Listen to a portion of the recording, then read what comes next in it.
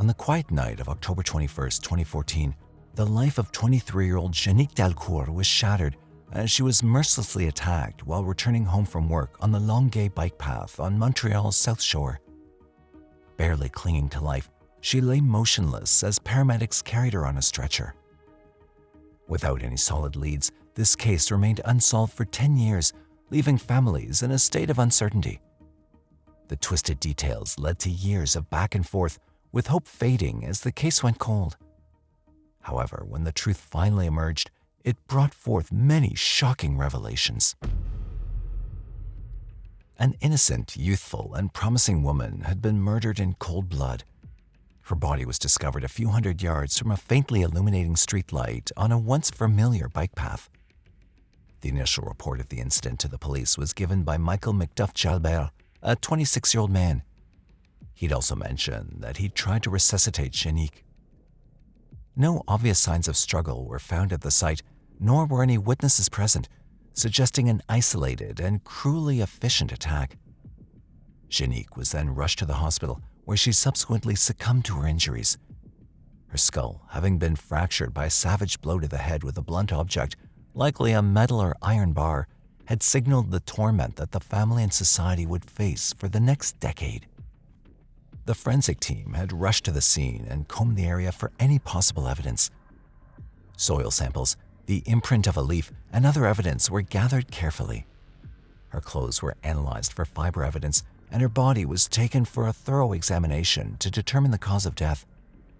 Everything was meticulously recorded, down to the minutest detail, for further reference.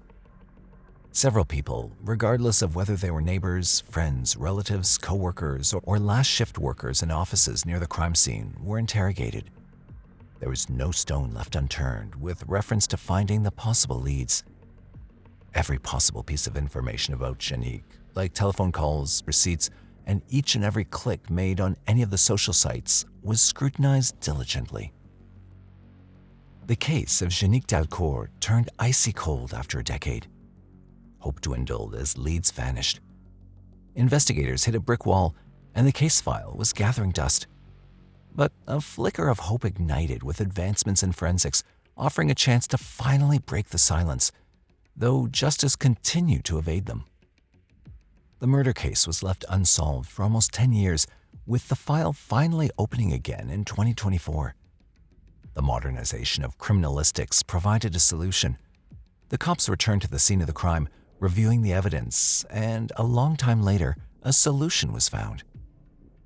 The apprehension of Michael McDuff-Jalbert was the turning point in the case. The same man who had once been locked up and considered to be a suspect was now a criminal. For the police department, it felt like déjà vu, but this time it was backed up by evidence. The chief inspector of the SPAL, Pierre Duquette, however, explained at a press conference that specific methods in the field of forensic sciences have allowed them to progress in this investigation and to obtain additional elements allowing the DPCP to file charges against the suspect. Our priority has always been to seek the truth in this matter in order to offer answers to Jenique's family and allow them to begin their grieving process, Duquette said, assuring that resolving this matter was part of SPAL's priorities from the very beginning. However, to prevent the hearing of the new evidence from interfering with the continuation of legal procedures, more information was not revealed about the new evidence. As far as the mechanisms of protecting the judicial process, new elements that the SPAL didn't wish to discuss allowed the Director of Criminal and Penal Prosecutions, DPCP, to lay charges in this case more than 9 years after the fact. The decade-old case of Jenique Dalcourt finally reached a resolution. In May 2024, Michael McDuff-Jalbert, now 35, was arrested and charged with first-degree murder. The breakthrough came after years of painstaking forensic analysis.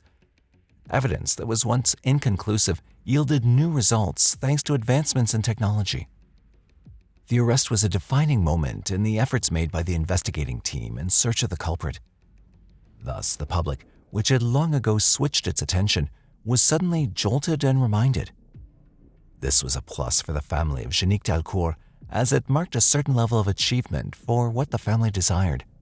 But it was also a drawback, the sting of a dagger, and a memory of their loss.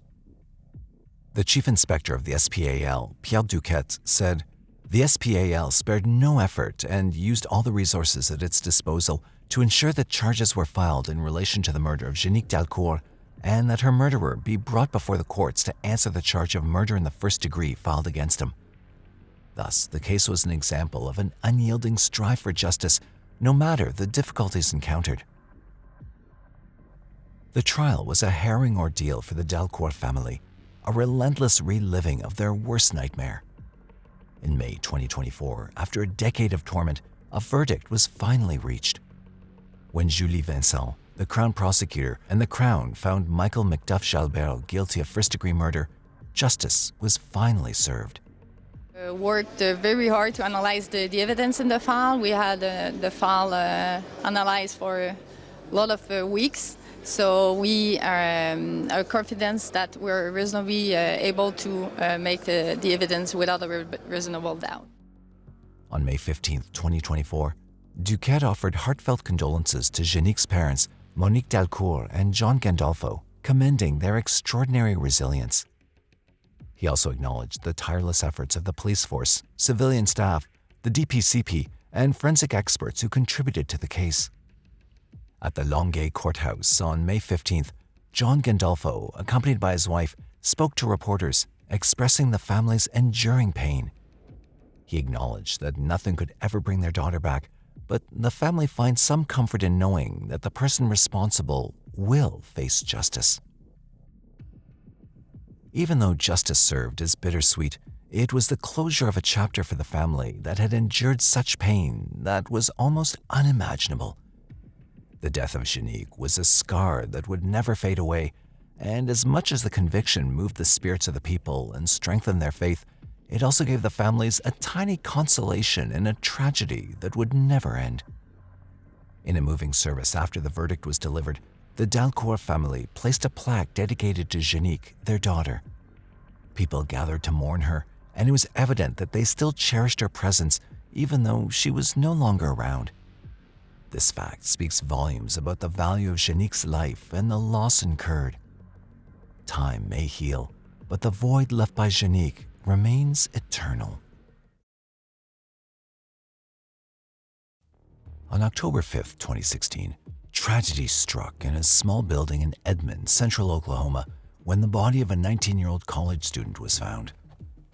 The victim, identified as Jennifer Kyli Molloy, was found on the floor of her apartment in the afternoon that day. Within hours of the discovery, the body was taken away and the crime scene was taped off. No one had any idea who the killer was. In fact, her neighbors heard no screams or pleas for help in the afternoon to indicate when the murder had likely taken place. There were several suspects brought up during the investigation, but the real killer wasn't found. Well, not until almost 8 years after the incident. And what's shocking about this is that no one had suspected the murderer all along. Her body was discovered by an employee who was working in the building. Authorities were immediately notified, and within a few minutes they arrived and the scene was sealed off. According to the Edmond Police Department in central Oklahoma and the autopsy, it appeared that Kyli had been strangled to death. There were no break-ins or sign of looting, which made most of Kyli's family and friends who had access to her apartment suspects. No one heard anything. Justin Lucas, a resident of 900 East Wayne Avenue, told the police that day. The late Jennifer Kyli Molloy was born on November 30th, 1996. She was nicknamed Smiley Girl by her father, Johnny Molloy, because she always had a smile on her face. Kyli grew up in Oklahoma with her parents and sibling, Christina Stanfield. She had a best friend, Jackie Bucky, whom she had been close with since the age of 5. Growing up, they experienced almost everything together. After graduating from high school, Jennifer joined Oklahoma's community college. Just like everyone over 18, Jennifer had requested to stay alone during her college years and had gotten an apartment in Duke, close to her university. Although the police didn't release details of the scene and body in respect to the family's wishes, they stated that she'd been attacked before being suffocated to death. The autopsy and DNA testing conducted were unable to reveal the killer. Almost everyone around was interviewed, including family, friends, and residents from her apartment building. The residents mentioned that they'd heard nothing that afternoon, nor had they seen any suspicious movement or anyone going into her apartment. Apart from the dead body, there was no other evidence at the scene, almost nothing to work with. This made it a really difficult case for the police department. Johnny Molloy, Jennifer's father, and the rest of her family weren't about to let the case drop. Everyone around the crime scene was interviewed for days following her death. However, no suspect was detained. "I lost my best friend," said Jackie Bucky. "She seemed fine. She was happy. She was laughing. She was smiling, just being normal Kyli," Jackie had lamented. Apart from not having much evidence to work with, everyone being interviewed or even suspected had nothing but good things to say about the deceased. Finding a motive was challenging. She was the most happiest person I think I've ever met in my life. 19-year-old girl trying to live the best life. Sadly, that got taken away from her way too soon. Over the years, the investigators involved in the case lacked several leads and no arrests were made. Eventually, with a lack of avenues to pursue, the case went cold. However, after 8 years of that horrific murder, the murderer was finally identified. On May 2, 2024, the Edmond Police Department received a call about a troubled man sitting on the side of Interstate 40 in Oklahoma. A highway patrol trooper then set out for a welfare check on the man seated by the sidewalk. According to the person who made the call to the police, they were not just worried about the state of the man, but had also been afraid that he could eventually be a threat to someone. When the trooper got to the man on the interstate around 10:30 a.m. that morning, they identified the man as 28-year-old Joseph Tyler Beck. Maybe Tyler was having a nervous breakdown, trouble at work, or just an average bad day. But what he said to the trooper and the other police officers who eventually made their way to the scene was extremely shocking. Joseph Tyler Beck blurted out that he was responsible for an incident that happened on October 5, 2016. He then voluntarily confessed to the cops that he strangled Jennifer Molloy to death in her apartment. The confession was quite unexpected and shocking. It appeared that the man was distraught. After tracing his relationship with Jennifer Molloy, it was found that Jennifer and Joseph were actually acquainted since childhood. Joseph and Jennifer had once worked together in a Subway restaurant and had even gone to the same high school. Jennifer's family could also identify the man as a family friend. Jennifer's sister, Christina Stanfield, identified Joseph as a nice guy. Growing up with Joseph, he was the nicest guy.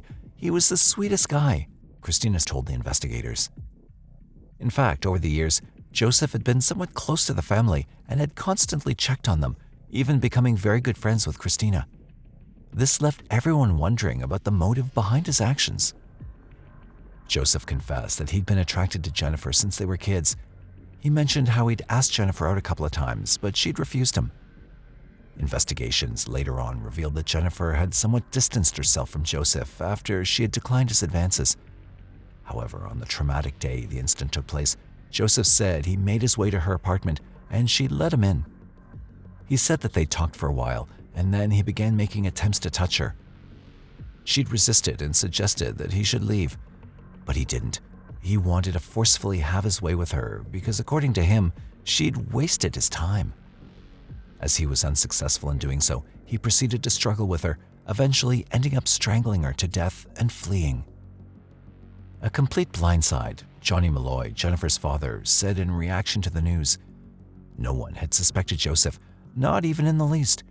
It was pretty shocking for the family to discover that their daughter's murderer had been around the corner all these years.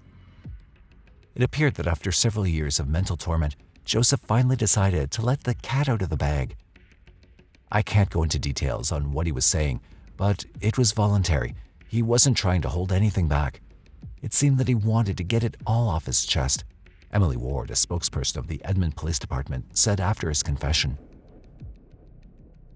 Johnny Molloy mentioned that it was most likely the Lord who had revealed the truth to them after 8 years of searching for answers. Johnny talked about how he thought the Lord had intervened, pushing Joseph to confess every day until he eventually did. In mysterious ways, and he's haunted that man every day, and I hope he continues to. You feel like that guilt was just eating at him over that period of time? I hope so, and I hope it continues to. Johnny was extremely angry upon discovering who the murderer was, But then he was also relieved to find out the truth. The same could be said for the rest of Jennifer's family. Joseph Beck has been charged with first-degree murder and is being held at Oklahoma County Jail as he awaits his trial. Just like everyone else, the Oklahoma Police Department hopes that bringing the culprit to justice will bring some closure to Jennifer's family. Moab police say they have solved a cold case after over 5 decades of unanswered questions. On March 2, 1973, the partially dressed body of 46-year-old Ann Woodward was found viciously murdered inside the bar she owned with her husband in Moab, Utah. The crime scene showed just how horrific the act was. The police had several suspects, including the notorious serial killer Ted Bundy. Unfortunately, the case hit dead ends at every turn and eventually went cold. For 51 years, the gruesome murder haunted the small desert town of Moab. But then, in 2024, a piece of hidden evidence came to light, finally bringing resolution to the case and confirming what many had long suspected. Although Moab has changed a lot over the past 50 years, Woody's Tavern has remained pretty much the same. Since opening in 1952, it's continued to be the go-to spot for locals. Back in the 1970s, it was a lively place where cowboys, miners, and people from all walks of life gathered for drinks and good times. Much of its charm was thanks to Leslie Woody Woodward and his wife, Ann Hammer Woodward, who owned and ran the place. Everything was going smoothly until a tragedy struck right within the tavern's walls. In the early morning of March 2, 1973, Woody woke up to realize his wife Ann hadn't come home. She'd been working alone at the bar the previous night and was supposed to return after closing. Worried something was wrong, Woody rushed to the bar, only to be met with the most horrifying scene of his life. At around 6:45 a.m., Woody entered Woody's Tavern to find an unsettling silence. His heart sank as he discovered Ann's half-dressed body sprawled on the floor between 2 pool tables. Ann wore only a bra and an unbuttoned blouse with her pants pulled down. The right leg of her pants, turned inside out and knotted, had been used to strangle her and was still wrapped tightly around her neck. The cash register had been emptied, with about $75 missing. Overwhelmed and in shock, Woody reached out to his friend, Heck Bowman, who was the Grand County Sheriff at the time. This was a pivotal point in the investigation. As it turns out, Woody's Tavern didn't fall under the Grand County Sheriff's Office jurisdiction. Instead, it was under the purview of the Moab Police Department. The strained relationship between the two departments significantly impacted the investigation, leading to a series of missteps and mishandling of the case. When Moab Police Chief Melvin Dalton arrived at the scene in 1973, the situation was already in disarray. Despite the Grand County Sheriff's Office being on site, they had failed to properly secure the area, allowing numerous people to enter and exit freely. By the time Dalton's team took over, he feared that crucial evidence from the crime scene had been compromised. The autopsy uncovered additional grim details. The medical examiner reported that Ann had been beaten and assaulted, with her time of death estimated between 1:40 a.m. and 2:30 a.m. Unfortunately, the findings provided no leads for an arrest. Despite the setbacks, the Moab police gathered 29 pieces of evidence, including ashtrays, fingernails, hair, fingerprints, and salt shakers. From the get-go, this investigation faced major problems. As the crime scene wasn't processed properly, there were no clear leads on suspects. Almost anyone who had been in the bar or was a regular at Woody's was considered a potential suspect. Adding to the trouble, the Moab Police Department wasn't equipped to handle such a complex case. Chief Dalton and his team had no homicide training. Dalton later admitted that he always believed, with a skilled detective, they might have been in a much better position. Despite these challenges, Dalton did his best. The Moab police managed to identify about 25 potential suspects and even administered polygraph tests to some of them. However, many suspects hired attorneys and refused to cooperate. The detectives also focused on finding the person who had sat next to Ann, thinking they might be the killer. They sent bar glasses to the FBI for fingerprint analysis, but the results came back inconclusive. Among the many suspects, 3 stood out to the police: 2 local mining workers and Ted Bundy, the infamous serial killer who was active in the 1970s. Bundy became a prime suspect due to his history of assaults and murders of women in the area at that time. However, concrete evidence linking him to Ann's murder was never found, and Bundy never confessed to the crime. Despite lacking formal homicide training, Chief Dalton was ahead of his time when it came to investigative techniques.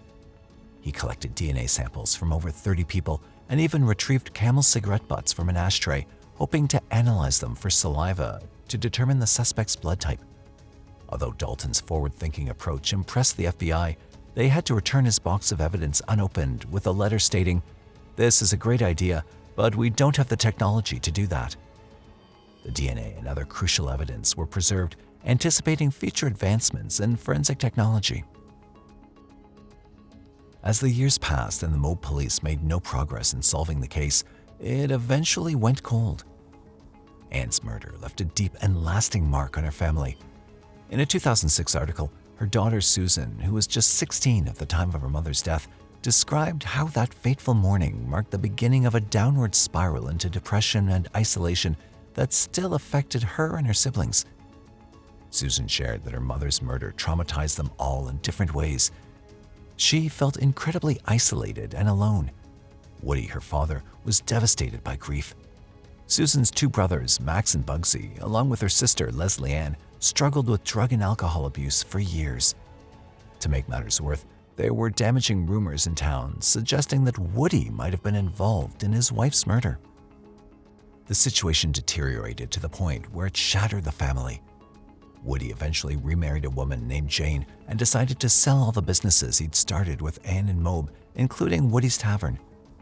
Letting go of the bar, where such a tragedy had occurred, brought him some measure of relief. However, the family could never move past the agony of not knowing who was behind their suffering. Ann Woodward's case held deep personal significance for Chief Melvin Dalton. Even in 1980, when he left the department, the case still occupied a spot on his desk. He maintained contact with Ann's children into the early 2000s. Unfortunately, he passed away never knowing who had committed the murder. In 2006, Susan Woodward reached out to Moab Police Chief Mike Navarre, leading to the reopening of the case.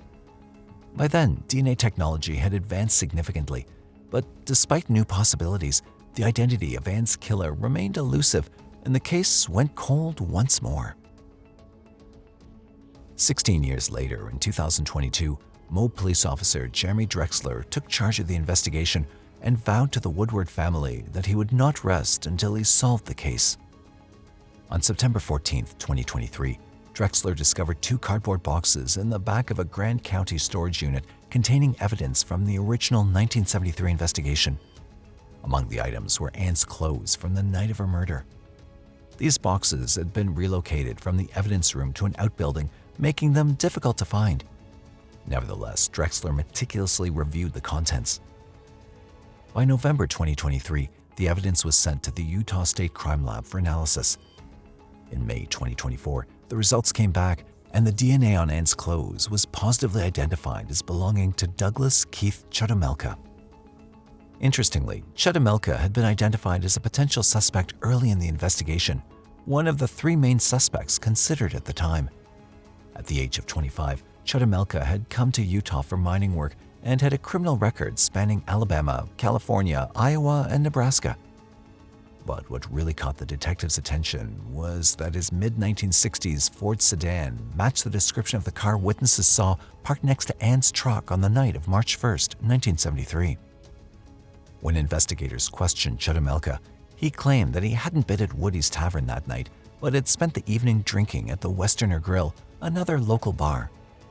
His girlfriend, a woman named Joyce, provided an alibi, stating that Chudamelka came home around 2 a.m. While it was possible he could have committed the crime and made it home by 2 a.m., the bartender at the Westerner Grill contradicted this, saying Chudamelka was not there at all on the night of the murder. On July 3, 1973, Chudamelka was arrested for domestic violence.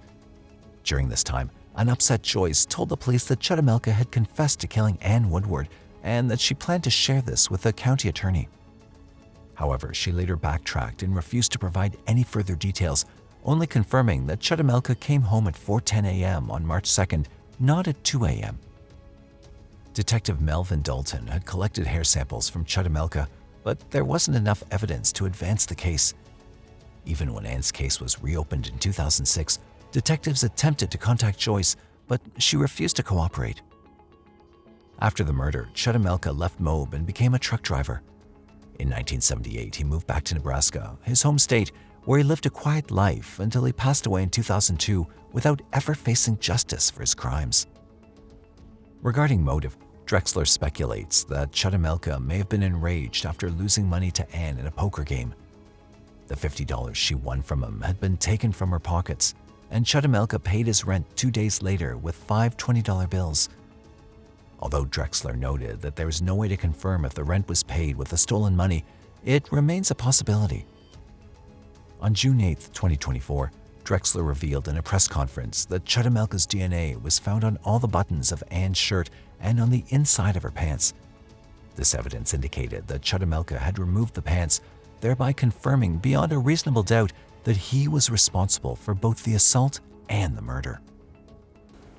The pants that you can see here, they were white and blue, but when you're looking at the blue portion there, that is the inside of the pants. That is the inside of the pants. It's very, very important to recognize this because this would be brought up. This would be brought up in court if Doug was alive today.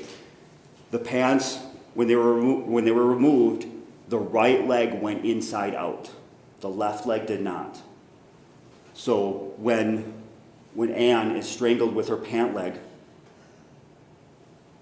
it's the inside of her pant leg.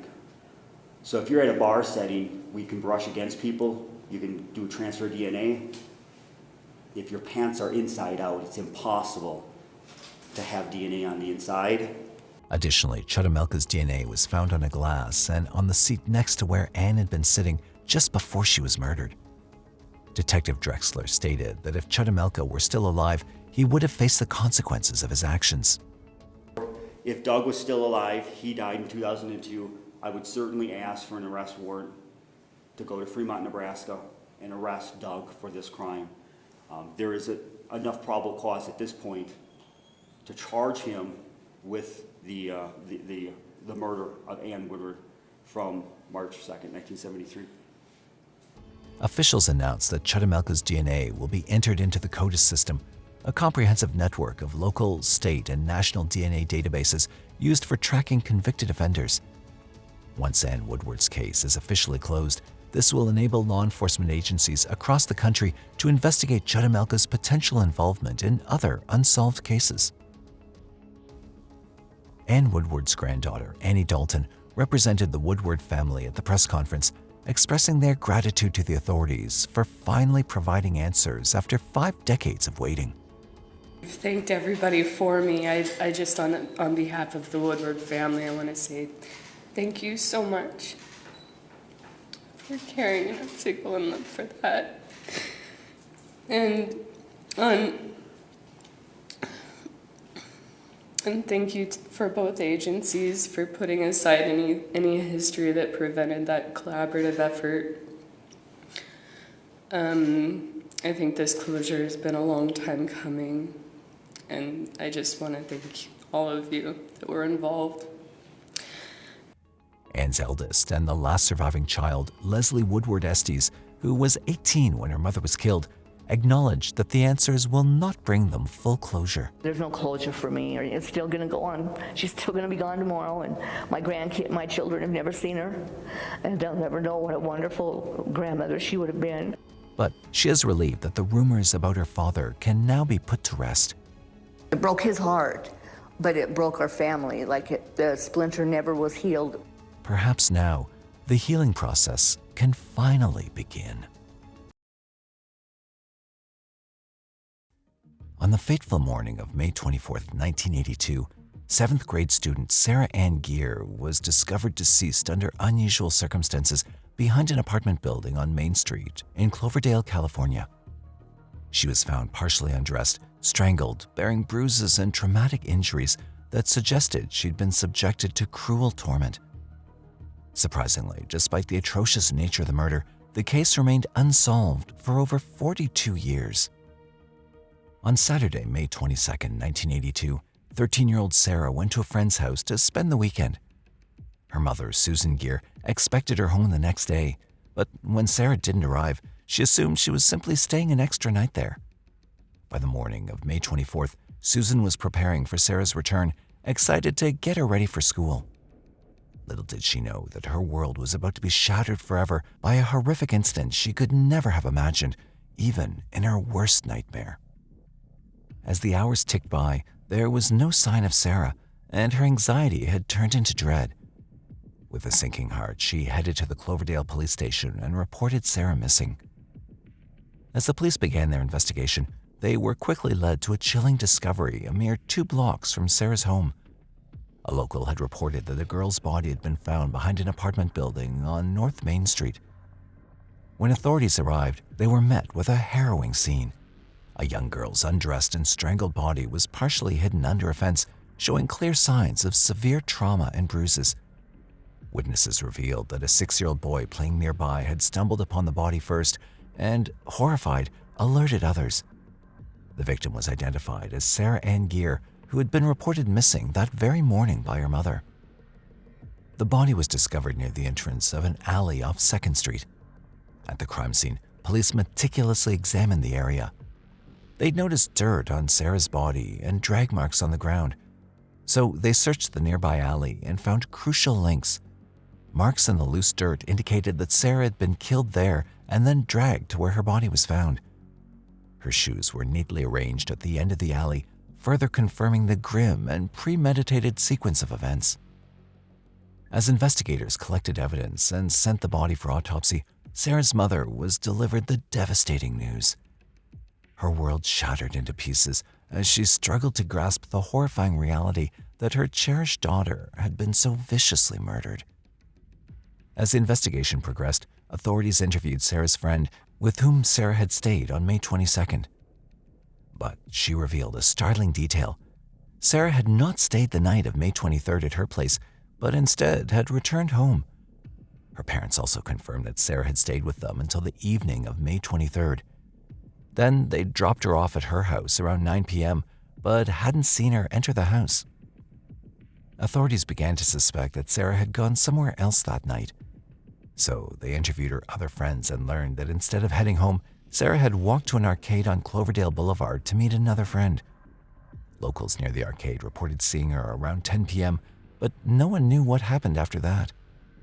Based on this information, investigators concluded that Sarah was likely killed after midnight, as a police officer patrolling the area between 11 p.m. and 12 a.m. confirmed that nothing amiss was reported that night. Meanwhile, the autopsy report that was released revealed a harrowing truth. Sarah had died from traumatic injuries caused by beating and strangulation. The most disturbing revelation was that she'd been assaulted before being viciously killed. Medical examiners collected and preserved blood and male bodily fluid samples from Sarah's body for further analysis. The horrific news of the murder had shaken the entire community, prompting investigators to ramp up their efforts. Initially, the investigation gained significant momentum as police interviewed numerous eyewitnesses and suspects, including Sarah's friends, and administered polygraph tests. However, what was assumed to be promising leads ultimately led to nothing. Without physical evidence connecting any suspects to the crime, the case grew cold, leaving Sarah's mother in deep despair as she continued to yearn for justice for her beloved daughter. Born on February 13, 1969, in downtown San Francisco, California, Sarah Ann Geer was raised by her mother, Susan Geer, as a single parent following her parents' separation. By 1982, Sarah was living with her mother in a small yellow house on East 4th Street in Cloverdale, Sonoma County. A 7th grade student at Washington Junior High School, Sarah was known for her brightness and socially pleasant nature, always eager to make friends and spend time with them. To ensure for a better future for Sarah, Susan worked as a nurse at Manzanita Manor. But all her dreams and hopes for her daughter were shattered by the tragic incident. The most distressing part for her was that, even after years, the perpetrator remained at large, and she feared the case might never be resolved. Yet, fate had other plans, and justice for Sarah would eventually be served. Nearly 4 decades later, in 2019, Cloverdale Police Department Chief Jason Ferguson decided to reopen the case and initially consulted with an investigative firm. However, the reopening was delayed due to the effects of the COVID-19 pandemic. In July 2021, Chief Jason personally restarted the investigation, relying on modern forensic technology to shed new light on the decades-old cold case. He carefully reviewed old evidence and conducted new interviews. Shortly thereafter, he retired in December 2023, and Chief Chris Parker took over the case. Chief Chris, along with private investigator Kevin Klein and Cloverdale detective Katie Vanoni, continued on with the quest for justice. For almost 2 years, the CPD, Glenn County Sheriff's Office, FBI, Sari Labs, Sonoma County District Attorney's Office, and detectives worked together in a coordinated effort to mobilize the full extent of the law. They revisited the DNA evidence on file and sent the preserved blood and bodily fluid samples to Sari Labs for advanced testing. Finally, in July 2024, utilizing modern DNA genetic genealogy technology, authorities made a breakthrough. The DNA matched to a 62-year-old James Oliver eunuch from Willows, California. However, the details about eunuch and his connection to Sarah remain undisclosed to the public by the investigating authorities. Finally, after 42 years, on July 22, 2024, eunuch was apprehended by the Cloverdale police and held at the Sonoma County Jail without bail. Eunuch was charged with murder, assault, kidnapping, and lewd and lascivious acts with a minor by force. As he awaits trial, authorities are confident that the legal system will deliver the appropriate punishment for his heinous crimes. When Sarah's relatives were informed about the development, they were deeply appreciative of finally receiving the long-awaited closure. Cloverdale Police Chief Parker said, "The arrest represents a bittersweet victory for justice. While nothing can undo the pain inflicted upon the Geer family in our community, we can finally offer some solace in knowing that the perpetrator will be held accountable." Cloverdale Mayor Todd Lands also commented that they stood united in solidarity with the Geer family as they witnessed the culmination of years of hard work and perseverance by the law enforcement officials. He also said that the arrest signified not only a step towards closure, but also a reiteration of their commitment to ensuring safety and justice for all in Cloverdale. On a warm summer evening in 2010, in the quiet suburbs of Gainesville, Florida, a night like any other turned into a nightmare for the Ochsenius family. 16-year-old Sebastian Ochsenius was doing what many teens do, playing video games in the comfort of his own home. But the peace was shattered when Sebastian was suddenly fatally shot, an unprovoked act that left his family and community in shock. For nearly 14 years, his loved ones and neighbors had been haunted by the memory of his death, grappling with unanswered questions. On June 29, 2010, Sebastian Ochsenius spent hours helping his brother Boris Ochsenius move into his new house. Later that evening, Sebastian's friend Brian Hull came over, ready for a fun night of gaming and hanging out. As the evening turned into night, Sebastian and Brian became deeply absorbed in a popular video game. They had a great time playing, but as the game became more challenging, Sebastian grew frustrated. Deciding to take a break, he stepped away from the console to look up some online tips that might help him get past the tough spots. Little did they know, this ordinary night of gaming would soon take a tragic turn. At 3:40 a.m., Sebastian walked through the kitchen, still determined to give the game another try. As he was heading towards the computer, everything changed. An unknown assailant had slipped in through an unlocked side door and was hiding behind the kitchen counter. Sebastian had no idea that danger was lurking just a few feet away. As he moved toward the hall, which was too close to the kitchen, the attacker suddenly sprang from the shadows. Without any warning or provocation, the assailant attacked Sebastian. Despite his best efforts to fight back, the house was soon filled with the deafening sound of gunshots. The peaceful night was shattered, and in those tragic moments, the Ochsenius family's world was turned upside down forever. Brian, who was still absorbed in the game, heard the chilling sound but didn't realize it was a gunshot and dismissed it as just another noise. In the comfort and safety of Sebastian's home, the idea of such violence seemed unimaginable. It wasn't until he heard Sebastian's parents' panicked calls to 911 that he understood something was terribly wrong. Sebastian's father, Boris Sr., hearing the gunshots, rushed downstairs toward the kitchen. With a pounding heart, he dashed through the hall, but by the time he reached his son, it was too late. Sebastian was found on the kitchen floor, covered in blood and fighting for his life. Boris Sr. rushed to his side and desperately tried to stop the bleeding. With trembling hands, he pressed against the wounds. In those agonizing moments, his love and efforts were powerless against the senseless violence that had claimed his son's life. Sebastian was a vibrant and promising young man, deeply cherished by his family.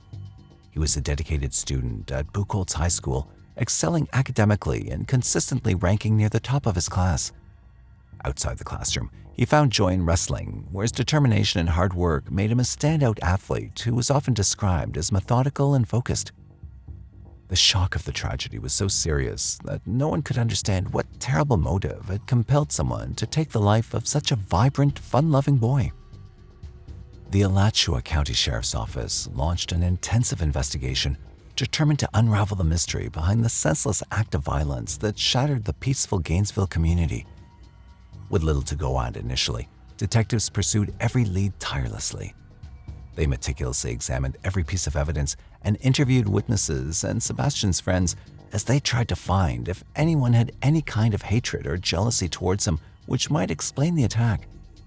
But everyone they spoke to confirmed the same thing, that Sebastian was a gentle person with no enemies. Despite the diligent efforts of law enforcement, the case soon grew cold, leaving Sebastian's family and friends devastated with grief. Alachua County Sheriff's spokesman, Lieutenant Steve Maynard, expressed the department's frustration. A few days after the shooting, we were at a standstill. We had nothing. No viable leads, no suspects, no motive, not even a clue about how the shooter escaped. As with many unsolved cases, Sebastian's tragic death soon faded from the public's eyes. The reward for information eventually grew to $20,000, but tips began to dwindle. The community's hopes started to dim, and the case seemed destined to remain a haunting mystery. Yet this was not the end of Sebastian's story. In 2021, a glimmer of hope emerged in the long-dormant case as investigators uncovered new evidence.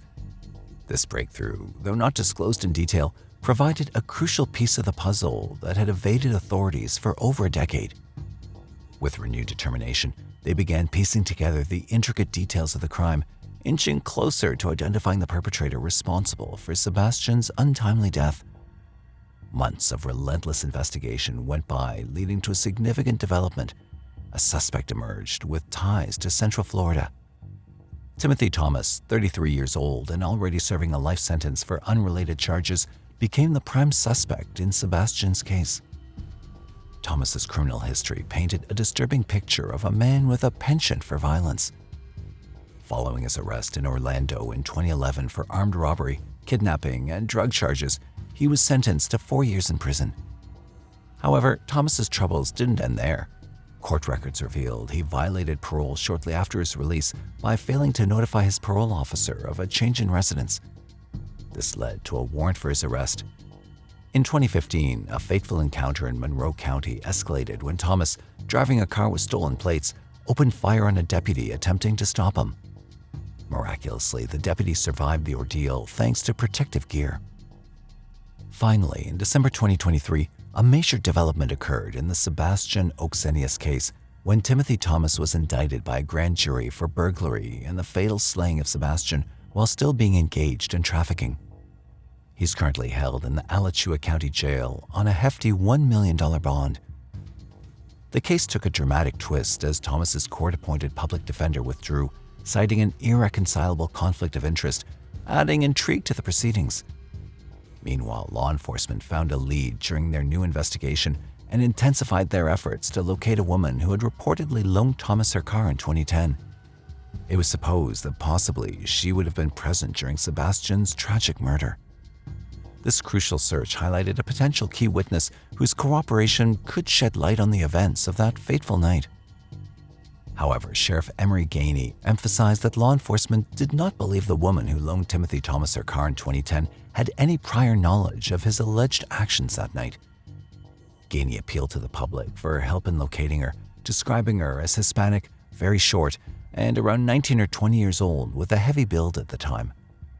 The vehicle in question was identified as a white or cream-colored Kia Sportage or a similar model. Gainey stressed that the woman was not considered a suspect and assured the community that she was not in trouble. Rather, they simply wished to speak with her to gather more information related to Sebastian's tragic murder, hoping to uncover crucial details that could lead to further progress in the case. For Sebastian's family, the period of 14 years had been marked by enduring anguish, each day filled with the painful absence of their beloved son. Boris Sr., Sebastian's father, expressed his hope to one day confront Timothy Thomas and ask him the haunting question, why?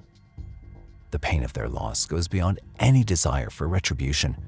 It's a deep ache that resonates through every moment.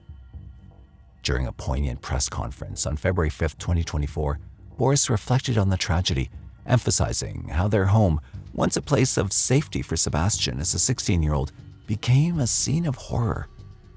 Despite the difficult journey, they found solace in the pursuit of justice for their son, a step towards healing amidst unimaginable grief.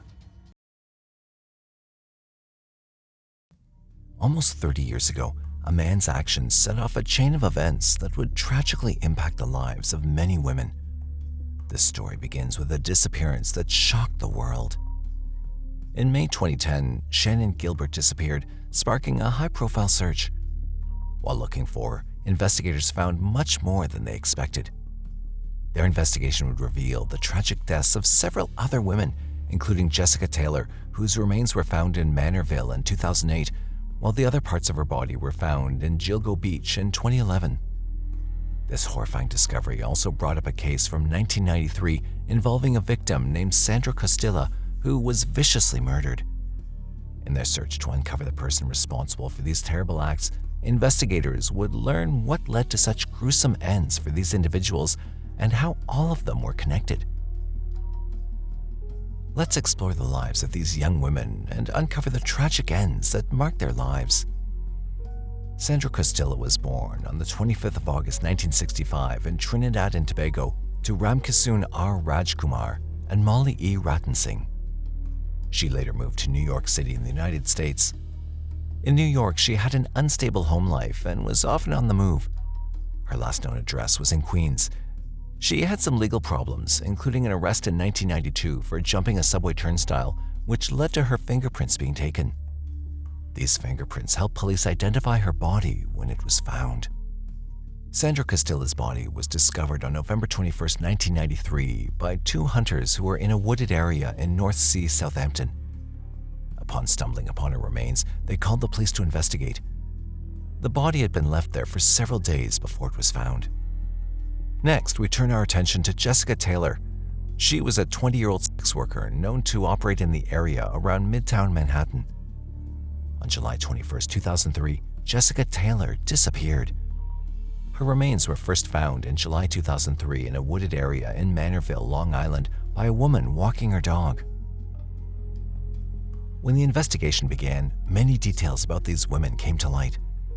For instance, in November 1993, when Sandra Costilla's body was discovered, it was found partially clothed and had been exposed to the environment for several days, which affected its condition.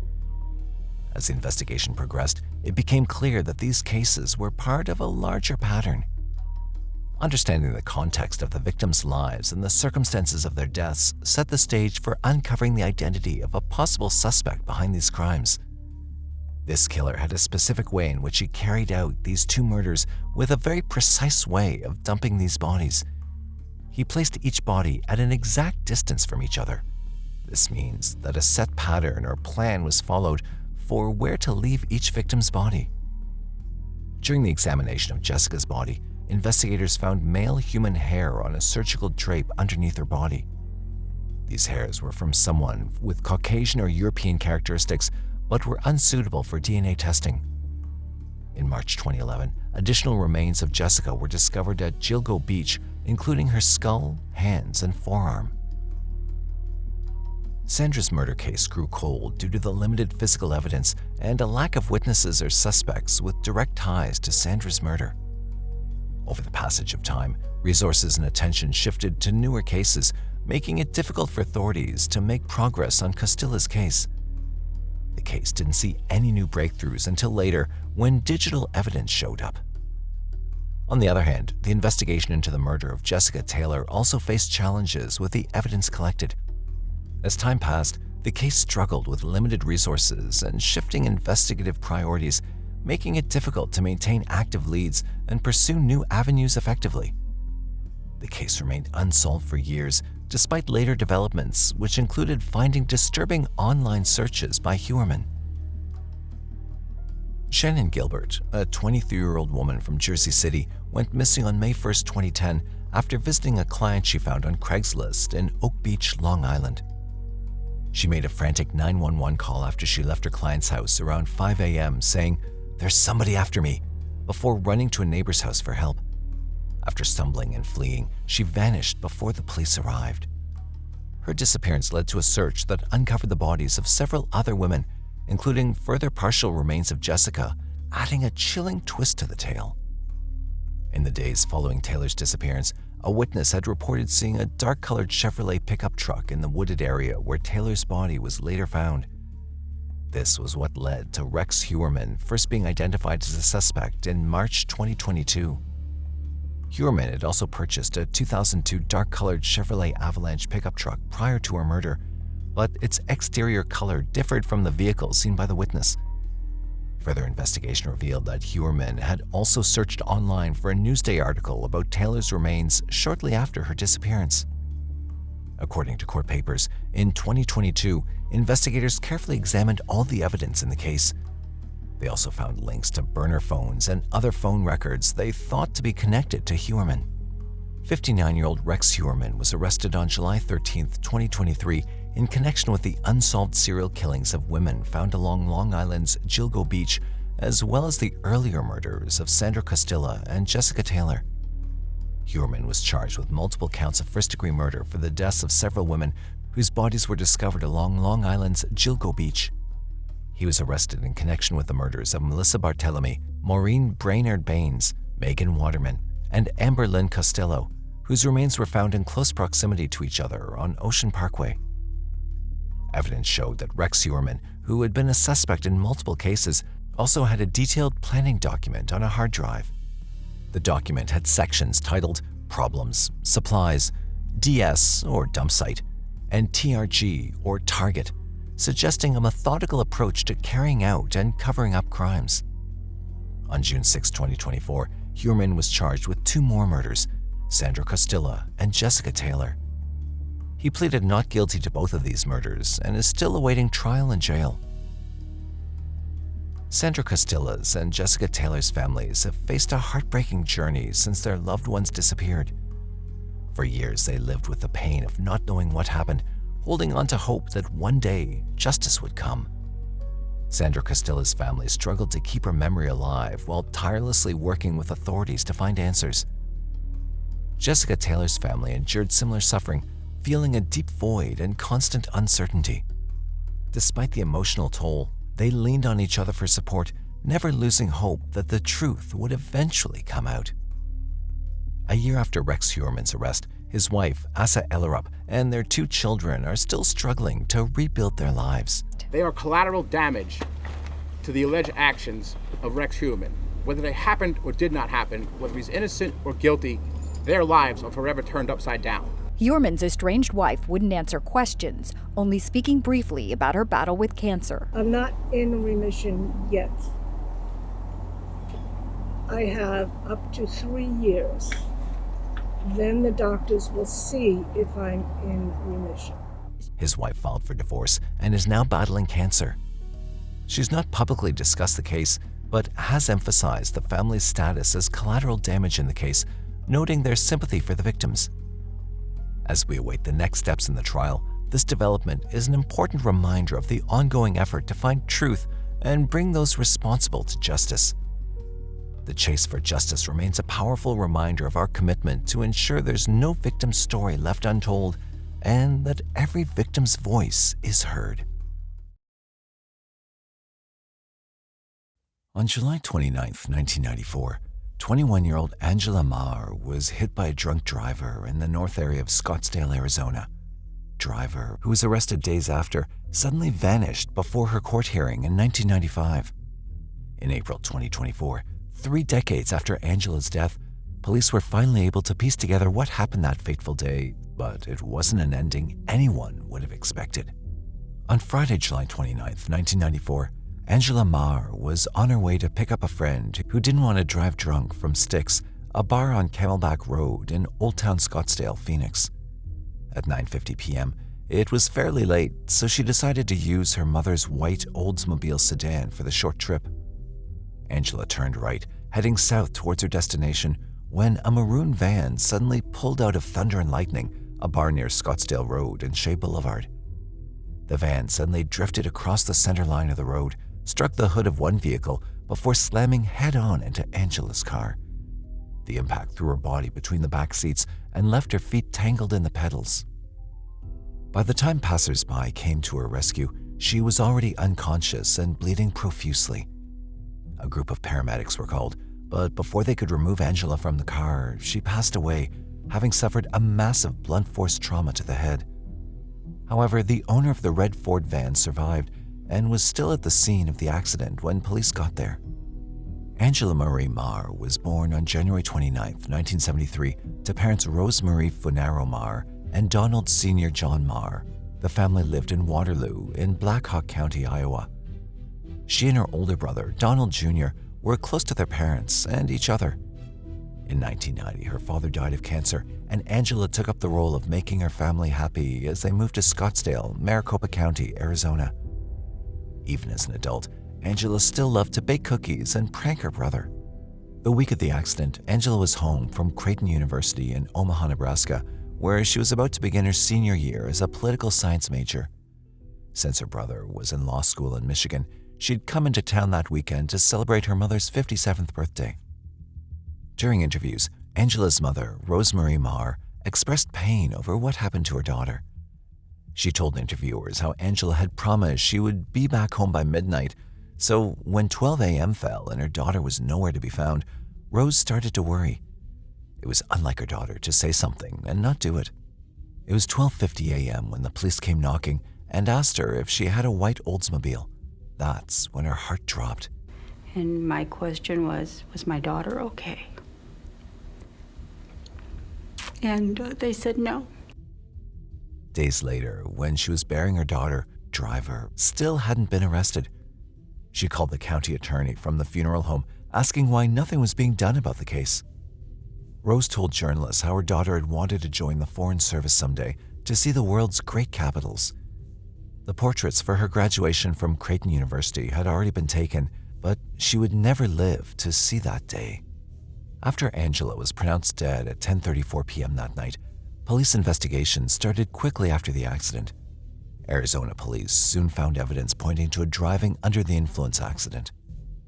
Firefighter Dave Folio, who was part of the first group of firefighters that arrived at the scene after the accident, told police that when he got there, he saw a red van on the road while a heavily damaged white car had veered to the west side. Since he didn't know what caused the accident, he ended up transporting the van driver, who had sustained a broken jaw. She told him about how she'd been drinking all day and smoked marijuana.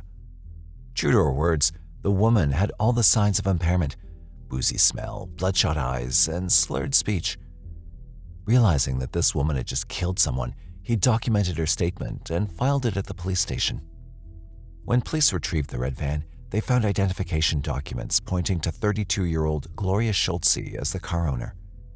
Further investigation, plus the fire captain's statement, proved that she was the one who was driving the van that night, and she'd done so under the influence.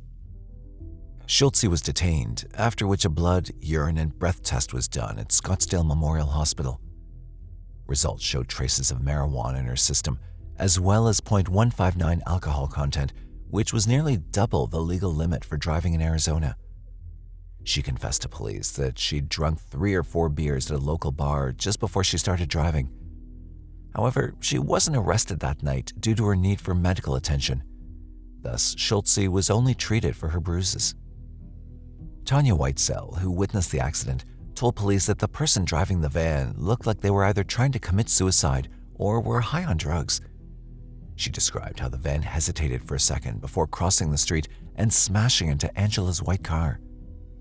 Though the van flipped high into the air and landed on its roof after the impact, Schultze survived with only a broken jaw.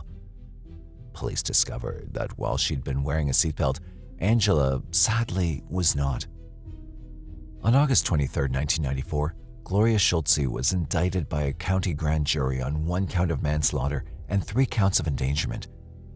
The first court appearance was slated for September 6th, but Schultze pleaded not guilty and was released without a requirement to post bond.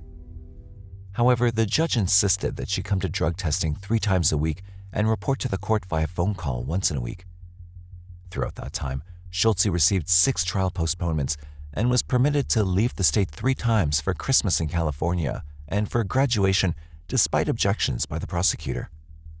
In September 1995, 1 year after Angela's death, Arizona police offered Schultze a plea bargain arrangement.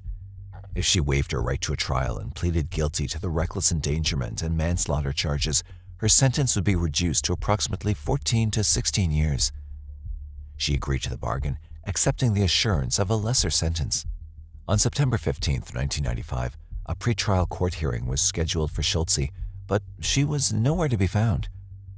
Further investigation showed that she'd missed 6 drug tests, and the last time she'd called the court was at the end of August. By then, she could have been calling from anywhere in the world. Police interviewed Schultze's family, who told the police that she'd cut ties with them after her disappearance, so none of them knew where she went. It didn't help matters that she was still in possession of her driving license after the crash. Gloria Schultze's mother, Carolyn, quickly filed a missing persons report for her daughter, saying that she believed Angela's mother had something to do with her daughter's disappearance. She also told police that she'd spoken to her daughter just a week before and everything seemed fine. However, when she went to her house on September 13th, her daughter wasn't there, despite her belongings still being present. As the weeks passed, police made minimal efforts to search for Schultze, believing she'd forget not to stop at a stop sign or something and her plates would be run. They also refused to search her home in Scottsdale, pointing to the need for permission from Schultze's parents, which wasn't granted. On October 30th, 1995, police told Rose Maher that before Schultze's disappearance, she'd maxed out 2 of her credit cards and sold 2 cars, which meant only one thing. She had planned her escape. Her parents also sold her home a month later, but even with all this information, Gloria Schultze remained missing. In 1996, the case was featured on a TV show called Unsolved Mysteries. Captain Folio and his team used that episode to recreate what happened at the crash scene that night. They, along with Angela's family, also used the opportunity to ask for information on Schultze, but nothing came out of it. Angela Maher's story was also featured on America's Most Wanted and other national TV shows, but nothing came of that either. The Federal Bureau of Investigation, FBI, as well as a private investigator were also called in, but they found no additional information. On May 3, 2001, the police decided to move forward and charge Schultze in absentia, which is when the trial is held without the accused being present. They called several unnamed witnesses to the stand who testified against Gloria Schultze. In the end, she was convicted on all 4 counts. Over the years, the case grew cold as police had no new leads on Schultze's whereabouts. The 5'5" woman, weighing 115 pounds with red hair and green eyes, was posted on various TV channels, but this too produced no new information. In July 2002, years after Schultze's disappearance, Rose was more hurt than ever. She expressed her agony that the justice system had her daughter's killer and let her go with enough time to flee. She's never spent a day in jail. She kept her driver's license. She went on every day like nothing happened. In 2014, 2 decades after Angela Maher's death, the case was reopened and assigned to a new Scottsdale detective who continued working on it till his retirement in 2020. The case was reassigned to another detective, Cohen, who was hell-bent on solving it. That's when a breakthrough finally came. In 2024, a family member of Schultze called the detective in charge of the case with information about her. However, this wasn't something police would have expected. Based on the tip-off by Schultze's brother, police investigators reopened the case, and that led them to Canada, where they learned that Gloria Schultze had been living in Yellowknife, more than 2,600 miles away from Phoenix, Arizona. In 2009, the Royal Canadian Mounted Police had arrested her for driving under the influence of alcohol again. She'd been living under a different name, Kate Dooley. To everyone's surprise, they found out that she was known for her love of dogs, painting houses, working at mining camps in the Northwest Territories, and staging the community's fireworks shows. Schultze had built a perfect life for herself in another country, while Angela lay 6 feet under. Now that the police had found her, the case could continue on. Investigators ran Schultze's fingerprints through the criminal databases, as well as matching them from the ones taken from Kate Dooley in 2009. On April 17, 2024, they found them to be a match, confirming the evidence. However, Schultze had died on December 1, 2019 from cancer, way before the police knew what had happened to her. A newspaper article published the news of her death, along with a picture that matched the age-progressed photo of her. With no one to charge, the case was officially closed. Angela's brother, Don Maher, expressed relief that his sister's case had finally been resolved and they could move on. However, he was regretful that their mother, who passed away on September 28, 2021, and was buried next to her daughter, never got to see the end of the case and what eventually happened to Schultze. He also said that he was quite surprised to learn that Schultze had moved to Canada, as everyone's first thought was Mexico, considering its proximity to where the crime occurred. But it makes sense that you'd go somewhere that remote, that's completely off the grid, that people don't pay attention to, he said. Captain Folio expressed gratitude that the case had finally been resolved, regardless of the time it took. He also spoke about how his team did their best at the crash scene that night to make sure Angela didn't suffer before her death. For someone who started a Students Against Drunk Driving Club in Xavier College Preparatory High School after her friend died from driving under the influence, the tragedy that befell Angela Maher was ironic. Angela was always the designated driver who made sure everyone got home safely after a wild night out.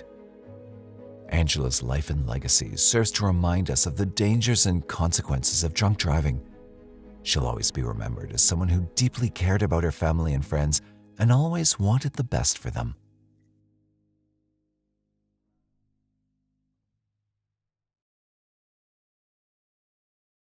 A chilling double homicide took place in 1996, in which the authorities took 1 week to find the bodies of the victims, but nearly 3 decades to find the killer.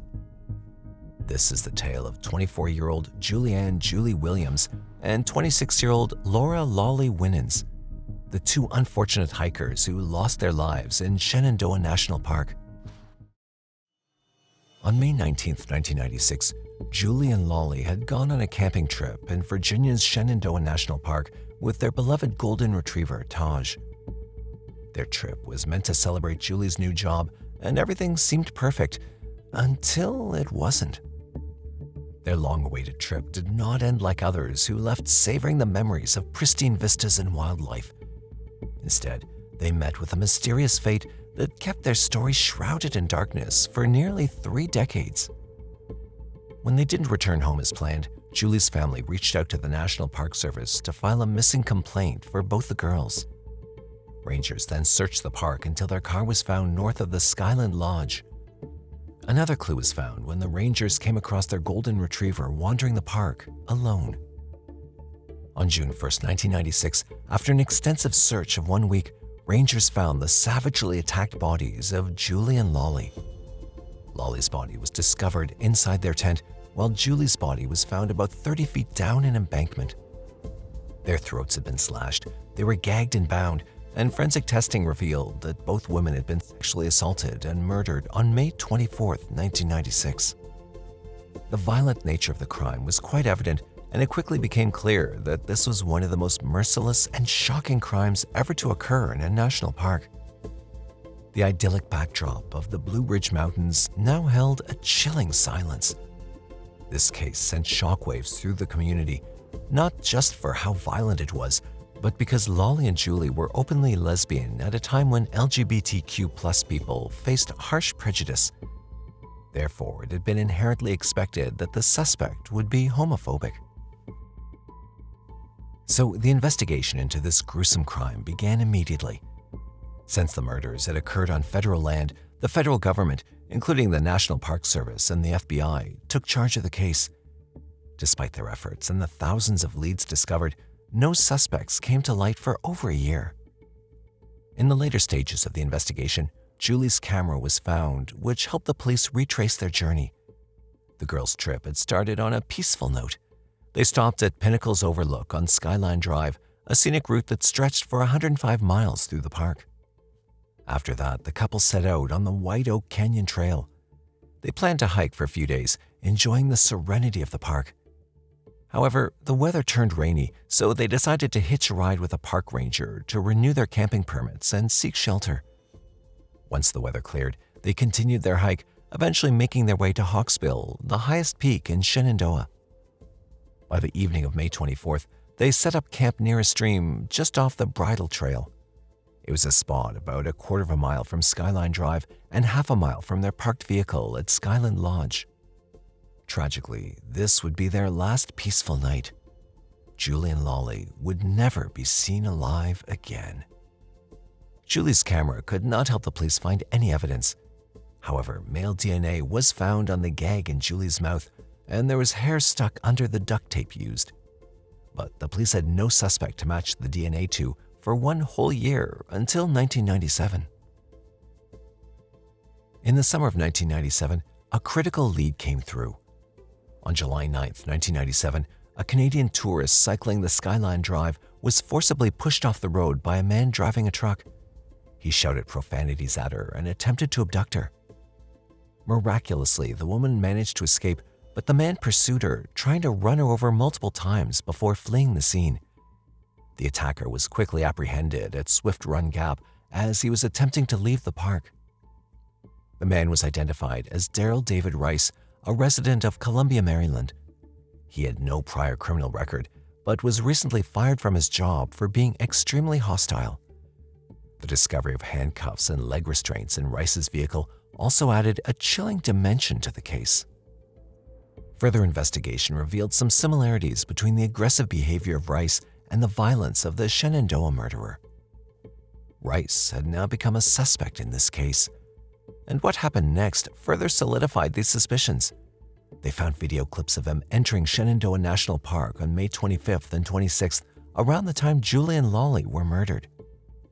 Rice denied being in the park on those days, but admitted to entering on June 1st, the same day the bodies were found. However, this was only circumstantial evidence. Several other people had also been present in the park during that time.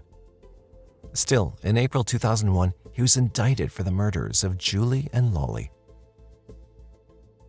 Surprisingly, despite the significant development, the case did not proceed as hoped. Rice was never convicted for the Shenandoah murders. In 2003, a hair found at the crime scene was tested and it did not match Rice's. Therefore, all the circumstantial evidence became invalid and the charges against Rice were dismissed without prejudice. Rice, however, served a sentence for the attempted abduction and was released from prison in 2011. Although he was a suspect in another murder case, he was never charged in that matter as well. Since no new leads were found, the Shenandoah murder case became cold, as back then the technology was not as advanced as it is today. However, there were hopes that advances in DNA technology might one day provide the answers that Julie and Lollie's families desperately sought. Unfortunately, that day didn't come for the next 30 years. In 2021, a fresh wave of hope swept over the investigation in this chilling case. A new team of investigators dove headfirst into the decades-old mystery. They pored over every detail, revisiting hundreds of leads and combing through countless interviews. Their mission was to unearth new clues and bring the shadowy figure behind these heinous crimes to light. The team meticulously reevaluated the evidence from the crime scene and submitted it to a top-notch private lab for retesting. And then the investigation took an unexpected turn in 2024. The lab managed to extract DNA from several crucial pieces of evidence. With bated breath, the team sent these profiles to the FBI's Combined DNA Index System, also known as CODES. The result obtained was nothing short of dramatic and a positive match to Walter Leo Jackson Sr., a serial rapist who had died 6 years ago, was found. Jackson, known to many as Leo, was a convicted criminal with a dark history that stretched back to Cleveland, Ohio. His past was marred by a string of violent crimes, including kidnapping, rape, and assault. Sadly, as a result of the retests and further DNA comparisons, we are now able to say both Lollie and Julie were sexually assaulted. Jackson, who went by the name Leo, had a lengthy criminal history, including kidnapping, rape, and assaults. Despite his heinous actions, Jackson had managed to stay under the radar for years, blending into the fabric of society while hiding his monstrous side. A residential painter by trade, Jackson was an avid hiker who frequented places like Shenandoah National Park, a detail that now loomed large in the case. As the investigation team dug deeper, they took no chances. They cross-referenced the DNA from the crime scene with a buccal swab from Jackson to ensure the match was ironclad. And indeed, the results confirmed what they'd hoped. They had identified the man responsible for the merciless murders of Lollie and Julie. Jackson's reign of terror had come to an end with his death in March 2018 in Cuyahoga County, Ohio. Though he'd been behind bars from 2011 to 2018, the final piece of justice was a long time coming. And there you have it, the chilling, heart-wrenching tale of Lollie Winans and Julie Williams. What began as a tragic mystery in the serene backdrop of Shenandoah National Park unraveled to reveal a dark and haunting truth. It's still unclear if Jackson killed the couple because of his deep-seated hatred of the LGBTQ+ community, or if his violent tendencies played a more significant role. The complexity of his motivations leaves many questions unanswered, and while justice has been served, the true nature of his intentions remains shrouded in mystery. But at least this brings a sense of closure to both families who lost their loving daughters in the Shenandoah National Park. In July 1991, the Clause family received some gut-wrenching news that forever changed their lives. Around 10:30 a.m. on July 16, 1991, the body of 42-year-old Danielle Clause was discovered on the hillside located at the top of Tioga Drive near downtown Ventura, Texas. She was last seen on the evening of July 15th, just off the corner of Hemlock and Thompson Street Boulevard, talking to a man who was driving a white pickup truck with pinstripes. Due to the lack of evidence and resources at the time of the crime, the case went cold for more than 33 years before a breakthrough came in. On the morning of July 16, 1991, Danielle's husband called the police to report that his wife had gone missing, stating that she'd not made it home the previous night. Just a few hours after the phone call, Danielle's body was discovered. When investigators arrived at the crime scene, police found her body in what was described to be a gruesome state. Danielle was partially unclothed with multiple blunt force injuries, as stated by retired Lieutenant Douglas Aldridge, who initially worked on the case. Around 10:30 a.m. on Tuesday, July 16, 1991, the body of Danielle Clause was found on the hillside located at the top of Tioga Drive near downtown Ventura. Danielle was found partially unclothed with multiple blunt force injuries and was last seen the evening of July 15, 1991 at the corner of Hemlock Street and Thompson Boulevard, talking to a male driving a small white pickup with pinstripes. When an autopsy was carried out, what the police discovered was even more shocking. Danielle had been assaulted and had multiple blunt force injuries to the head. Due to the severity of the wound, she had succumbed and died from these injuries. At the time, investigators collected fingerprints, cigarette butts, trash, papers, and everything else that appeared to be potential evidence. They also happened to have collected a blood-stained rock, which they believed to be the murder weapon, and fingernail clippings from Danielle. Investigators also canvassed the area looking for traces of a white pickup truck, which they believed belonged to the suspect in Danielle's murder case. To advance the investigation, detectives delved into Danielle's life, hoping to uncover clues. Born on July 24, 1948 to Mrs. Clause, Danielle was an artist, a wife, mother, and sister. Much of Danielle's life remains a mystery, But what we do know is that she had a big family who loved and cherished her. And that family was now faced with not only the pain of her loss, but also the burden of decades of uncertainty. Without much evidence to work on, no leads, and a lack of forensic technology at the time, the case led nowhere, and with time, it went cold. You know, I missed my sister. I just didn't have a lot of trust that they were doing everything they could because so many years had gone by. However, in 2021, things began to ramp up again when Ventura Police Detective Tyler Buck reopened the case decades later with the help of preserved evidence left over from the scene. A few years back, when I was a newer major crimes detective, I developed a pretty significant interest in cold cases, and I was hoping that I'd be able to find something that one of the investigators missed somewhere along the way, something that I could help move the case forward. A DNA profile had reportedly been submitted for the suspect, but investigators never found a match. Initially, DNA samples from the case were entered into the Combined DNA Index System, a national database of DNA profiles from convicted offenders, unsolved crime scene evidence, and missing people. However, there were never any hits. Buck went ahead and reached out to the crime scene investigation team, and they were able to look through the evidence gathered again. This was when they learned that the initially assumed murder weapon, a bloodied rock, and the victim's fingernail clippings had never been tested. In May of 2021, our CSI team met with Major Crimes and Ventura County Crime Lab forensic scientist Kristen Kenko to present the untested evidence and request for a test so that the DNA on the rock and the fingernail clippings to be compared to the DNA from the sexual assault kit. This test would either confirm or deny that our murder suspect and the suspect were one of the same. So by September 2021, all the DNA came back as a match to one unknown suspect. With the results that came in September 2021, police discovered that there was a singular unknown person responsible for both the assault and the slaying of Danielle. After the collection of DNA evidence, the investigative team utilized modern methods such as familial genealogy to help solve the case. They also reached out to multiple agencies simultaneously, all in a bid to link every connecting dot. Once a genetic profile was built, senior forensic genealogist Misty Gills uploaded it all to the genealogy databases, including Ancestry DNA, 23andMe, MyHeritage DNA, Family Tree DNA, and many more. By 2022, genealogists were able to build out part of the suspect's family tree, and with further investigations, found a living family member, a lady, cousin to the later proposed prime suspect, Larry Devon Welsh.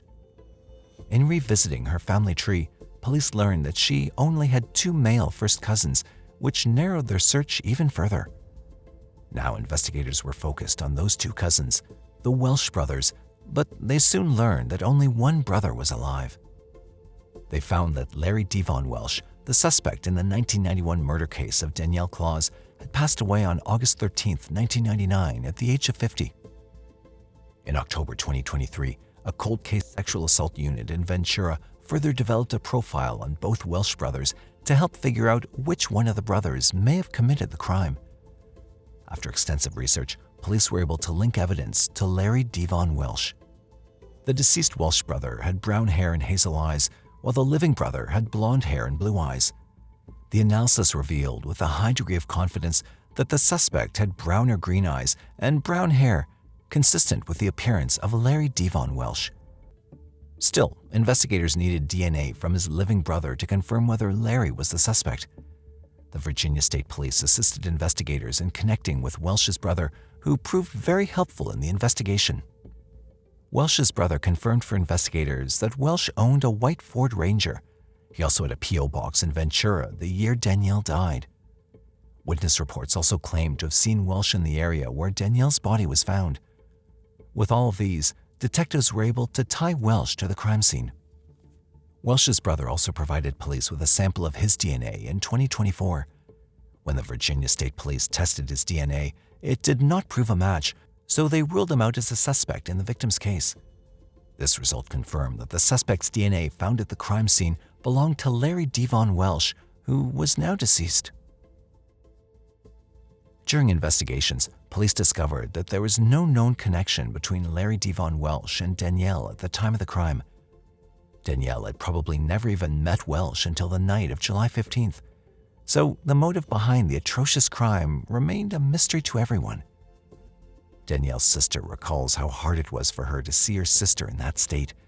She says she's grateful that she's alive and she can see her sister get justice. She also talks about what Danielle was like in person. Time progressed, they had found her and identified her. I remember going to see her in the mortuary.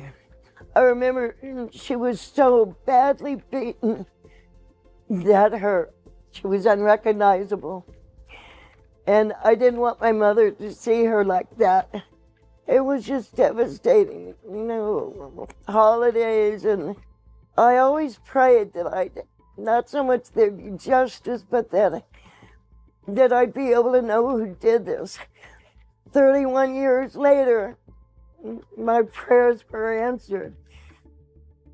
They did a phenomenal job, and I'm so grateful.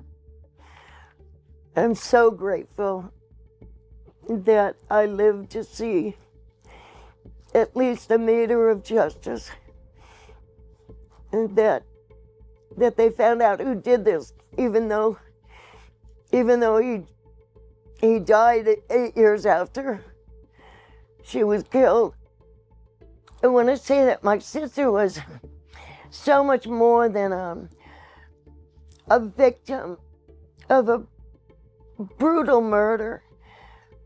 She was more than an artist and a daughter, a sister, a mother, a wife. She was more than all of those things. She was a good person with a mighty soul. And she was taken way, way too young. While the reason for this senseless murder might forever be unknown to her loved ones and the police officers who searched and hoped for answers for 33 years, her family can now finally rest easy and find solace, knowing that they finally got answers on what truly happened to Danielle. On February 23, 2002, the perfect life of a community leader, enthusiast, and cook, Lottie Flowers, ended up being taken abruptly in her home in Rockford, Illinois. Thus began a 22-year-long search for the killer. On the February morning when the 71-year-old Lottie was killed, she had been reportedly baking pies for an event at Pilgrim Baptist Church in her kitchen, and no one else was home at that time. David Flowers, Lottie's husband, returned home around 12:40 p.m. that day and met his wife hanging on for her life. However, Lottie succumbed to her wounds shortly after being rushed to Rockford Memorial Hospital. She was stabbed 24 times. Lottie Flowers' death was one of the most confusing deaths ever because the motive behind killing a woman who had spent more than 48 years of her life serving the community of Rockford, Illinois, was difficult to comprehend. As mentioned before, Lottie was home alone baking pies at the time, and according to what was discovered at the crime scene, the killer had broken into her home and proceeded to stab her. There was no explanation for this. The technology available at that time wasn't advanced enough to trace the DNA found lodged beneath Lottie's fingernails and ring. Lottie's grandson, Ben E. Tenon, described his grandmother as a kind and caring person who put everyone's needs before her own. Family, friends, and people in the community could not wrap their heads around this, as they couldn't comprehend the possible reason for Lottie Flowers to end up that way. Lottie Flowers was born on May 12, 1931, in Columbus, Lowndes County, Mississippi, to James and Maddie Kidd.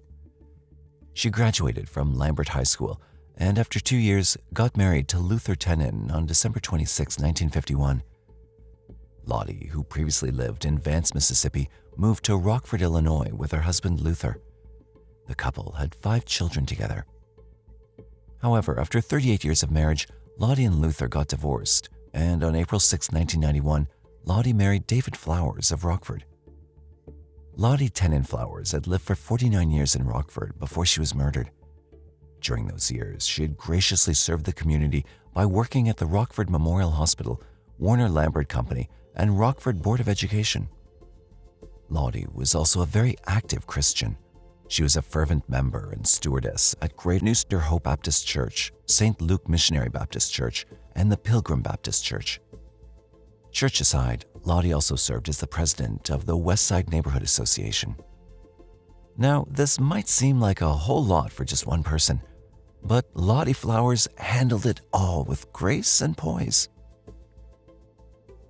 Although Lottie Flowers had lived a gracious life of devoted servitude to the community, the woman was paid back with pure evil. The investigation into Lottie's case showed that she'd been stabbed in her face, neck, and torso 24 times. An intruder had broken into the house, but no one had any idea who he was. The DNA analysis and the autopsy were not of much help either. Apart from the gruesome crime scene where Lottie was stabbed, there was no other evidence at the time in 2002. But the case wasn't about to be dropped. Not when the whole community of Rockford was hell-bent on getting to the root of the matter, even if it took several years, which it eventually did. After the gruesome crime in 2002, there were several suspects that the family and friends of the late Lottie had in mind. However, with no solid evidence, there was nothing that could be done. However, investigators' determination to uncover the crime kept the case going for several years. Winnebago County Assistant State's Attorney Ken LaRue and Sheriff Gary Caruana had talked about how the detectives involved had worked tirelessly to uncover the cold case. A lot of great people, a lot of tenacious peeps, and are not giving up on anything. You know that they're looking at everything warm, as you'd say, or cold, and they continue to drill down. Obviously, the technology of DNA and different tools help, but they keep drilling down and doing a great job, said Sheriff Gary Caruana. But then again, there comes a point in life where people eventually get weary of trying, especially where the goal seems to be out of reach. And so, more than a decade later, after 2012 with no progress, the case went cold. There were no further investigations made during these years, and by the 2020s, family and friends had somewhat given up and moved on. Finding the killer seemed to be a miracle at that point. However, miracles indeed do occur, because in March 2024, 22 years after the crime occurred, with the advancement of technology, new strategies, and the zeal to pick up the case again, the killer was finally identified. Authorities were able to link the DNA found on the victim to an inmate who had already been in jail since 2012 for double homicide. What the sheriff had said that Omarion Jones is currently in the Department of Corrections. He's in the Joliet Treatment Center. He's doing life plus 60 years. He was also charged and found guilty of attempt murder and home invasion related to the double homicide. The suspect, 39-year-old Omarion Jones, was believed to have been just 17 years old when he committed the crime in 2002. Upon hearing that the killer had been found, Ben E. Tenin on March 21, 2024 said, that would just show up or they would just find it miraculously. I was hoping that for the whole 22 years. Jones was charged with first-degree murder. MacArthur Tenin also mentioned recalling that over the last decade before the killer was found, they had heard Omarion Jones's name from one of the detectives during conversations. However, as there was no solid proof then, there was nothing that could be done. The intent of the murder hasn't been revealed. That's if there was even any in the first place. But with recorded deaths of 3 older people at his hands, the killings appeared to be more of a pattern. Forgiveness. According to the family, this is one of the words the late Lottie Tenin Flowers emphasized till her death. Her family had talked about how Lottie would have wanted them to forgive whomever took her life. She was also a Christian woman. She'd want us to forgive. That's exactly what she'd want us to do, Leona, MacArthur Tenin's wife, said. Also, even after finding out about the killer, it was rumored that the family had prayed for him because it's what Lottie would have wanted. It seemed that 20 years after the murder occurred, all the family needed was just to know who the killer was so their hearts could finally be at peace. Imprisoned or not, that wasn't what they pursued, at least not any longer. Yet, just as the fieldwork appeared destined to be as uneventful as usual, the officers were abruptly shaken from their monotonous routine by a shocking and unexpected discovery. This shocking discovery raised the question of whether he'd been prowling around Nashville during that time, or if he had simply abandoned the car and vanished elsewhere. However, little did Shirley know that helping her son financially all the time was only going to backfire in the most devastating way imaginable. But little did she know that it would mark the final day of her life, sealing her fate in the most tragic way imaginable. But the scene that unfolded moments later was beyond his worst fears. He was confronted with the most gruesome sight of his life, the lifeless, bloody body of Shirley Merritt. On top of it, he also had to justify why he chose to run away right after the murder, evade his prison sentence, and begin a new life with a new identity in Nashville. On the silent night of July 25th, 1965, a 17-year-old girl was dropped off at her home by friends after attending a function. As soon as the girl reached the front porch of her house, she realized she'd forgotten her house keys in her friend's car. The girl then ran behind the vehicle to get the attention of her friends, but she never came back home. This girl was Tanya Weber. A chilling discovery shook the people of Logan the next morning when Tanya was found dead not far from her home. Within days, a suspect was identified, but the chilling murder of Tanya was about to turn into a mystery. This case recorded itself as Utah's oldest open cold case in history, which took 59 years to see the light of justice. On Friday, June 25th, 1965, Tanya and her friends attended the wedding at a chapel around 6 miles south of Logan. Tanya ended up catching the bride's bouquet during the reception. As the celebrations ended, the girls drove to a pizza place to eat before heading home. Midnight had fallen, and it was around 11:40 p.m. when they reached Tanya's house at 454 West Center Street to drop her off. Bidding goodbye to her friends, Tanya headed towards the main door. Sadly, that would be the last time she'd be seen alive. As she reached the porch area of her house, she realized she'd forgotten her keys in the car and ran in the vehicle's direction for a block to catch up with her friends.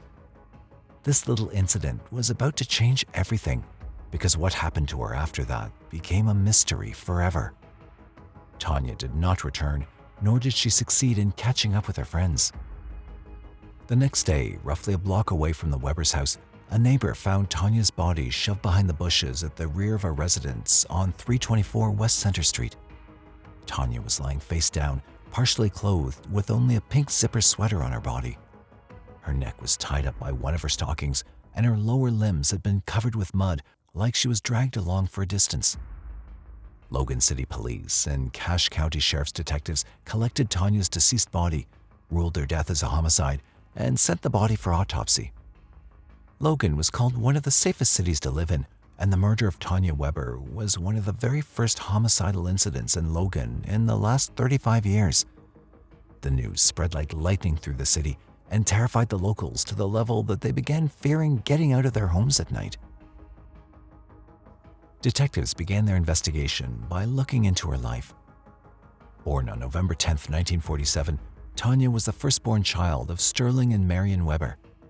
During the 1960s, in the city of Logan, the couple was raising a large, happy family with 3 girls and 3 boys. Tanya, the eldest of all her siblings, was in high school in 1965 and was soon to become a senior. The month was June 1965, and the Weber family had to attend a family gathering in Weiser, Idaho. On the other hand, one more function awaited their presence back in Logan around the same time. It was the wedding of a friend of Tanya's. Eventually, Tanya stayed back at home to attend her friend's wedding, and the rest of the family went to Weiser. Little did anybody know, it was a decision that would come back to haunt them. Progressing their investigations, they conducted several interviews. The guests who attended the wedding reception were interviewed at first, but nothing provided any substantial clues. While conducting the interviews in the neighborhood of and around the murder scene, the detectives met an eyewitness. It was a boy in Tanya's neighborhood who was watching late-night TV when Tanya had come home. He stated that he saw her running in the car's direction from his window. Meanwhile, Tanya's autopsy report came back. Pathologists confirmed that she was strangled to death, but her stalking had not been used to strangle her. It was done by hand, which left bruises on her neck. The stalking appeared as an afterthought of the killer. It was also confirmed that the autopsy thought, although Tanya was found partially clothed, there was no evidence of physical assault on the body. In the investigation process, as many as 1,000 interviews were conducted throughout the neighborhood, and out of those 1,000, around 150 statements pointed out the name of a peeping Tom in the area. A 27-year-old man, Owen Kimball, was named as a suspect who had lived not far from Tanya's house. Detectives extracted a name in confidence after days of investigation, but unfortunately, as they approached to interrogate Kimball in his home, they found out that he'd been missing since the murder of Tanya. Kimball's wife told the detectives that he'd gone up to Logan Canyon to collect bait for an upcoming fishing trip with his 2 young sons and was yet to return. When they went through Kimball's belongings, detectives discovered some eerie evidence. They found Tanya's photographs and some notes with her name circled, giving probable signs of infatuation. Kimball just lived down the street in that neighborhood, and there was no doubt that he wouldn't have known who Tanya was and where she lived. This linked Kimball with Tanya and her murder on a personal level, and therefore a search started throughout the city to locate him. After 4 days of intense searching, Kimball's pickup truck was finally located in a heavy bush by a civilian pilot flying over Mount Logan. What happened later was highly unforeseen, as detectives found Kimball dead inside his truck, with material stuffed in the vehicle's tailpipe, apparently used for the purposes of asphyxiation. He died due to carbon monoxide poisoning, and his death was ruled as him taking his own life. As fate would have it, Tanya's murder had occurred only a month after new Utah law had eliminated the use of juries in homicides involving a deceased suspect who could not be put on trial. As Kimball had passed away, the chances of solving Tanya's murder had also reduced, as no other suspicion entertained the detectives. However, neighbors still believed Kimball murdered Tanya, but Kimball's family denied all such claims. As nothing beyond circumstantial evidence was available after the investigation, the murder case of Tanya Weber went cold and remained unsolved. Years passed by, and although several police chiefs had investigators reopen the case multiple times over the years in hopes of bringing closure to the family, they didn't succeed. The mystery of the murder of Tanya Weber had faded away from the memories of most, but not her 4 siblings, including her younger sister, Rhonda Weber. Rhonda's memories of her older sister were still fresh, and she condemned the lack of closure. Around 2015, on Tanya's 50th death anniversary, Rhonda visited some esteemed newspaper agencies with a bundle of old news articles, asking them to revisit the story. In an interesting turn of events, around the same time in 2015, the Bureau of Justice Assistance formed a new program called the Sexual Assault Kit Initiative Grant, also known as the SAKI Grant. The purpose of this grant program was to raise funds for the evidence testing of assault cases that had never been transferred to a crime laboratory. The advancement in DNA technologies led to the formation of this grant. Luckily, among many other such cases, Tanya's case also saw light after 57 years. Funding was generated for the murder case through the SAKI grant in 2022, and finally, the Logan City Police Department reopened the case. Tanya's clothing and other pieces of evidence were sent to Utah State Crime Lab, where the truth was fated to be uncovered. With the use of DNA technology, some male DNA was found in Tanya's clothes, along with a mixture of DNA. The late Owen Kimball, a name from the past, was already in the queue for investigators. With this new lead, they were able to obtain a judge's order to exhume Kimball's body on November 2, 2023. The exhumed body of Kimball was then used to collect DNA samples from his bones and muscle tissue. This time, despite all the years, the DNA did not fail to astonish the scientists. The samples were an exact match. The Utah State Crime Lab and an independent lab in Virginia confirmed the DNA found on Tanya's clothing to be Kimball's. This was the final physical evidence needed, apart from the circumstantial evidence present back in 1965, to obtain a verdict beyond a reasonable doubt. After more than half a century, exactly 59 years after the fateful night, Tanya Weber's murder was solved on June 26, 2024. The case now stands as the oldest cold case in Utah to be solved in 2024. It was just really terrible. I didn't know quite how to handle it. There was just horrible screams. I can't tell you how much peace of mind I have. You think about it now and again, because that was a very prominent case in my career. I had about 27 active years in law enforcement, and that was the one that I really worked probably the hardest on. We've gotten the call this morning from Lieutenant Randall was made my day. As Kimball was already deceased, the exact events of June 25, 1965 remain a mystery forever. But this revelation was enough for the remaining Weber family to close this unfinished chapter and put their minds at ease. Police in Riviera Beach tonight say they have tracked down the two men responsible for a double murder from 2014. On the evening of March 4, 2014, a horrific crime unfolded in Riviera Beach, Florida, when two men were gunned down in cold blood in front of a tire and auto repair shop. The victims, 54-year-old Murat Oziros and 18-year-old Deondre McCoy, were rushed to a nearby hospital, but tragically, neither survived. To their loved ones, the crime made no sense, but they had hope that they'd find justice, never imagining the case would go cold. Sadly, that's exactly what had happened.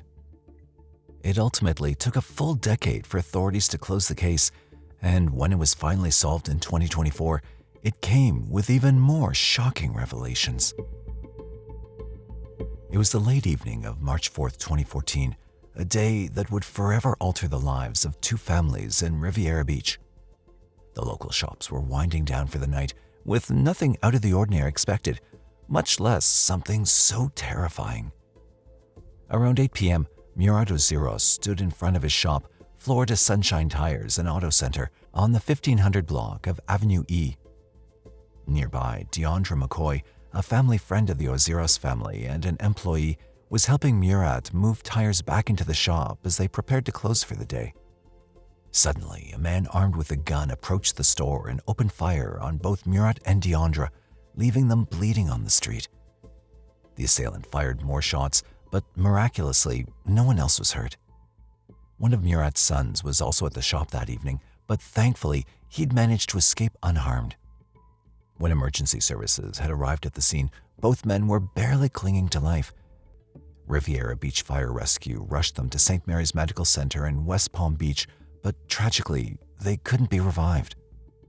Meanwhile, the Riviera Beach police began their investigation of the crime scene, but the evidence was sparse, with just a few shell casings found around the scene. Witnesses reported seeing the shooter get into a gray or blue Chrysler 300, which was driven by another man.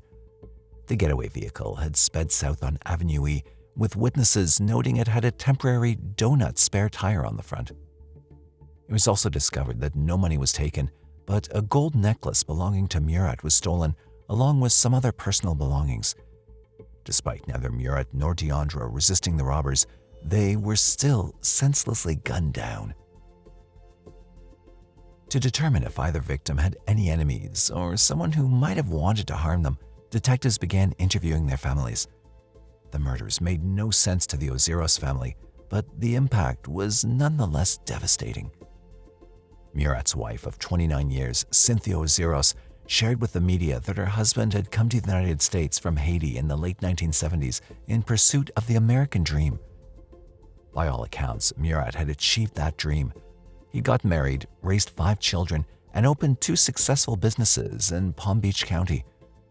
In addition to the tire and auto center, Murat also owned a landscaping business in Boca Raton, Florida. Cynthia emphasized that Murat was driven by a deep desire to provide for his family. He loved his children and ensured they had everything they needed, a commitment that extended to his grandchildren as well. Cynthia also shared that Murat worked tirelessly, rarely taking any time off, even after suffering a stroke in November 2013.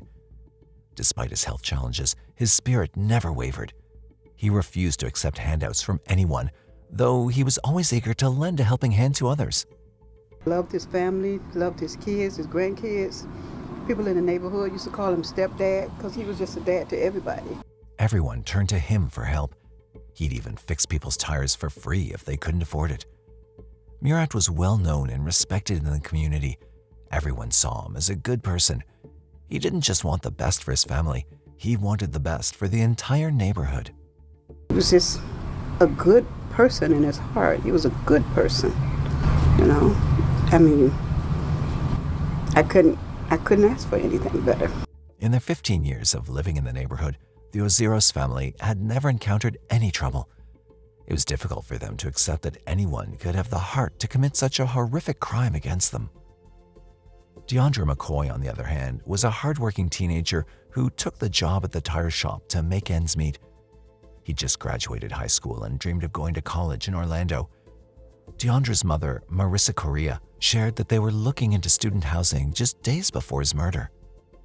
Like his boss, Deondre was also known for his kindness and willingness to help those in need. He's a lovable person. He's smart. He was someone that really didn't get a chance to do what he had planned to do in life. And such a good young man, so respectable, always trying to help out an elderly person. He didn't have any beef with anyone. He was a young man whose chance at life was stolen far too soon.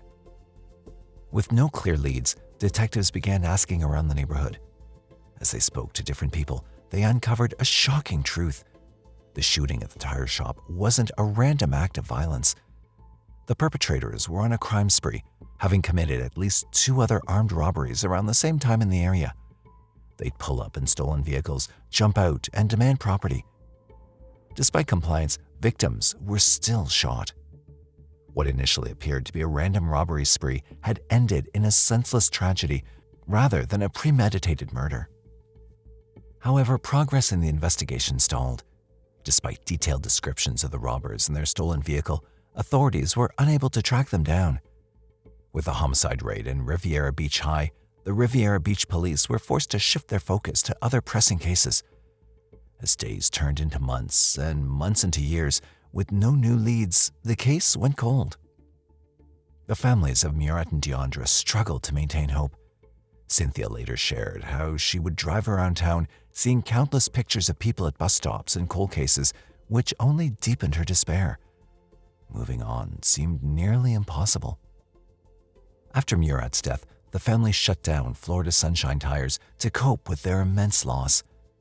Meanwhile, Deondre's family relocated to escape their grief and begin healing. Throughout this time, the perpetrators remained at large, evading justice for an entire decade. After nearly a decade of stagnation, the department's cold case unit, comprising 3 detectives, all former federal agents, reopened the investigation in November 2022. With fresh eyes, they reviewed old evidence and conducted new interviews, hoping to uncover a solid lead. Their persistence paid off with a surprising breakthrough. During an arrest in 2024 related to an armed robbery in West Palm Beach, police seized a vehicle containing 2 guns. When these guns were test-fired and entered into a law enforcement database, they matched the shell casings found at the tire shop shooting scene. Further DNA testing on the weapons linked the firearms to 2 men, 33-year-old Lavon Heath and 34-year-old Jeffrey Brown. For the first time in a decade, the identities of the individuals responsible for the murders of Murat Oziros and Deondre McCoy were revealed. Both men were indicted on March 26, 2024 for their roles in the deadly 2014 shooting. Cynthia had nearly lost all hope of seeing her husband's killers brought to justice.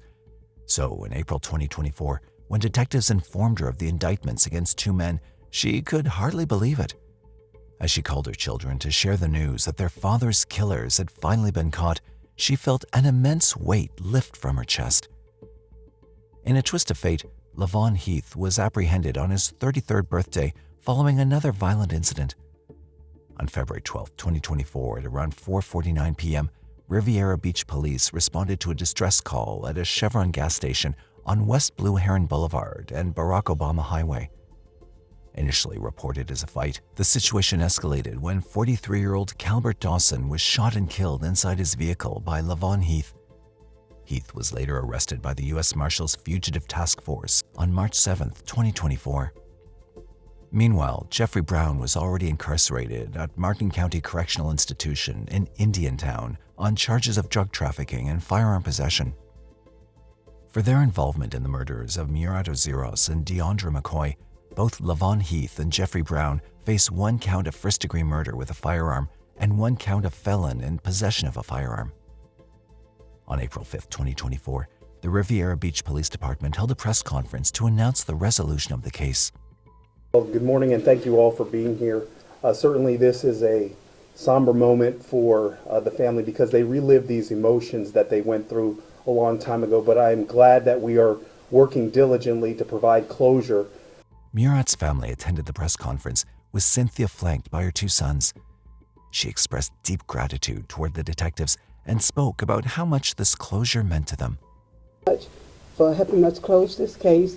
We have justice for our family, and now we can move on, and it was long and it was hard, but I just want to say thank you very much to everyone that was involved.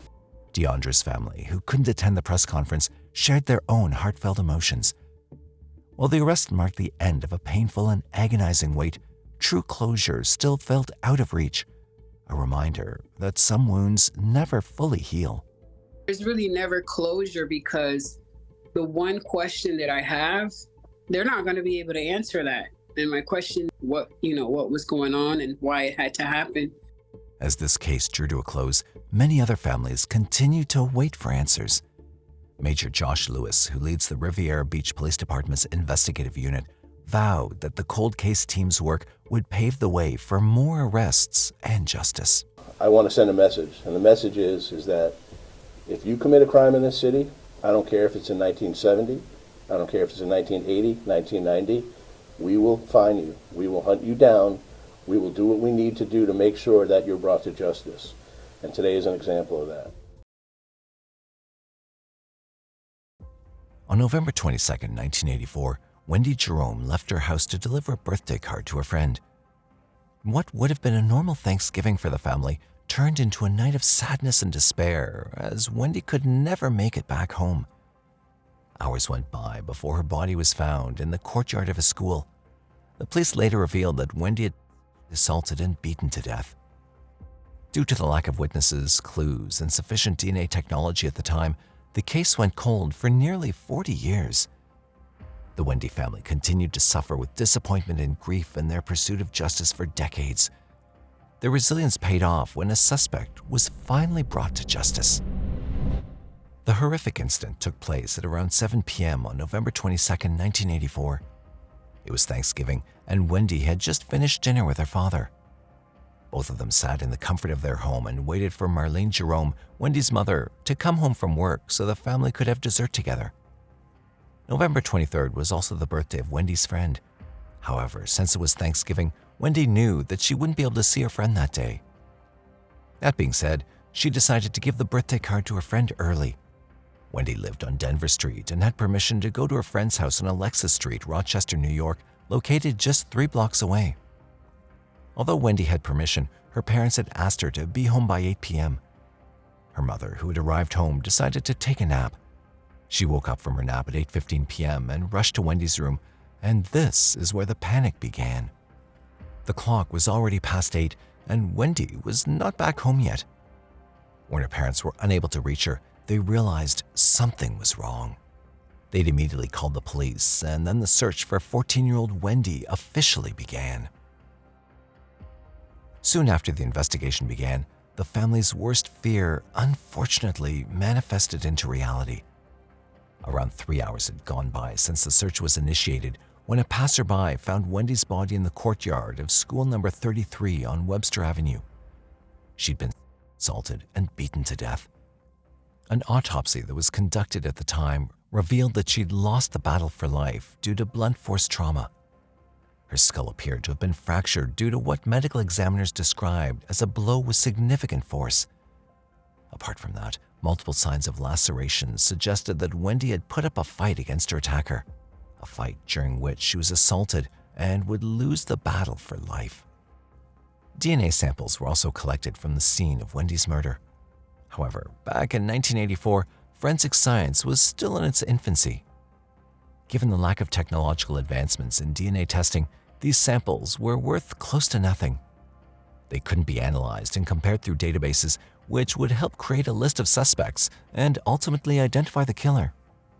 Apart from these samples, there were no other clues at the murder scene and no witnesses. Despite this, the police continued with their efforts to find the killer. However, with no clues or leads, there was very little that could have been done. The case then reached a dead end, which meant that the Wendy family would be left in agonizing pain for decades to come. The victim's mother had suffered to such an extent that she required medication and therapy to cope with the loss of her daughter and the reality in which justice had not yet prevailed. As time progressed, Wendy Jerome, who was once the cause of happiness and the purpose of life for her parents, would continue to become a distant yet not forgotten memory. A memory that was filled with sadness and despair over the loss of a loved one and with disappointment towards the lack of justice. The case of her murder had officially gone cold. As time progressed, DNA technology experienced major advancements. Equipped with new hope, investigators attempted to test the samples that were collected from the crime scene all those years ago. In 2000, official tests were run through the Combined Index DNA System, or CODES. However, these tests failed to yield any results, given that CODES was still in its infancy and had a limited pool of DNA samples to cross-check. The next attempt was in 2016, and by that time, it had reached a point where more items of potential evidence could be analyzed to narrow down the suspects. The database had also been updated by this time and had more accurate data. However, the ultimate breakthrough in Wendy's murder investigation did not prevail until 2019. During that year, it was finally considered that there was substantial evidence for familial DNA testing. These tests allowed investigators to get new leads in a case that was growing perpetually cold. The samples were run through the state database for any familial match. Investigators were able to narrow down the list of suspects to one individual, and an arrest was made in September 2020. To confirm the identity of the suspect, tests were done on Wendy's clothes, the assault kit taken during autopsy, and items taken from the crime scene. Results revealed that the likely suspect was Timothy Williams. Williams was only 20 years of age when Wendy was assaulted and murdered. Both individuals lived in the same neighborhood. However, they didn't know each other. Williams was identified as a possible suspect from a genetic family tree. It's worth mentioning that after the murder, Williams had moved to Florida.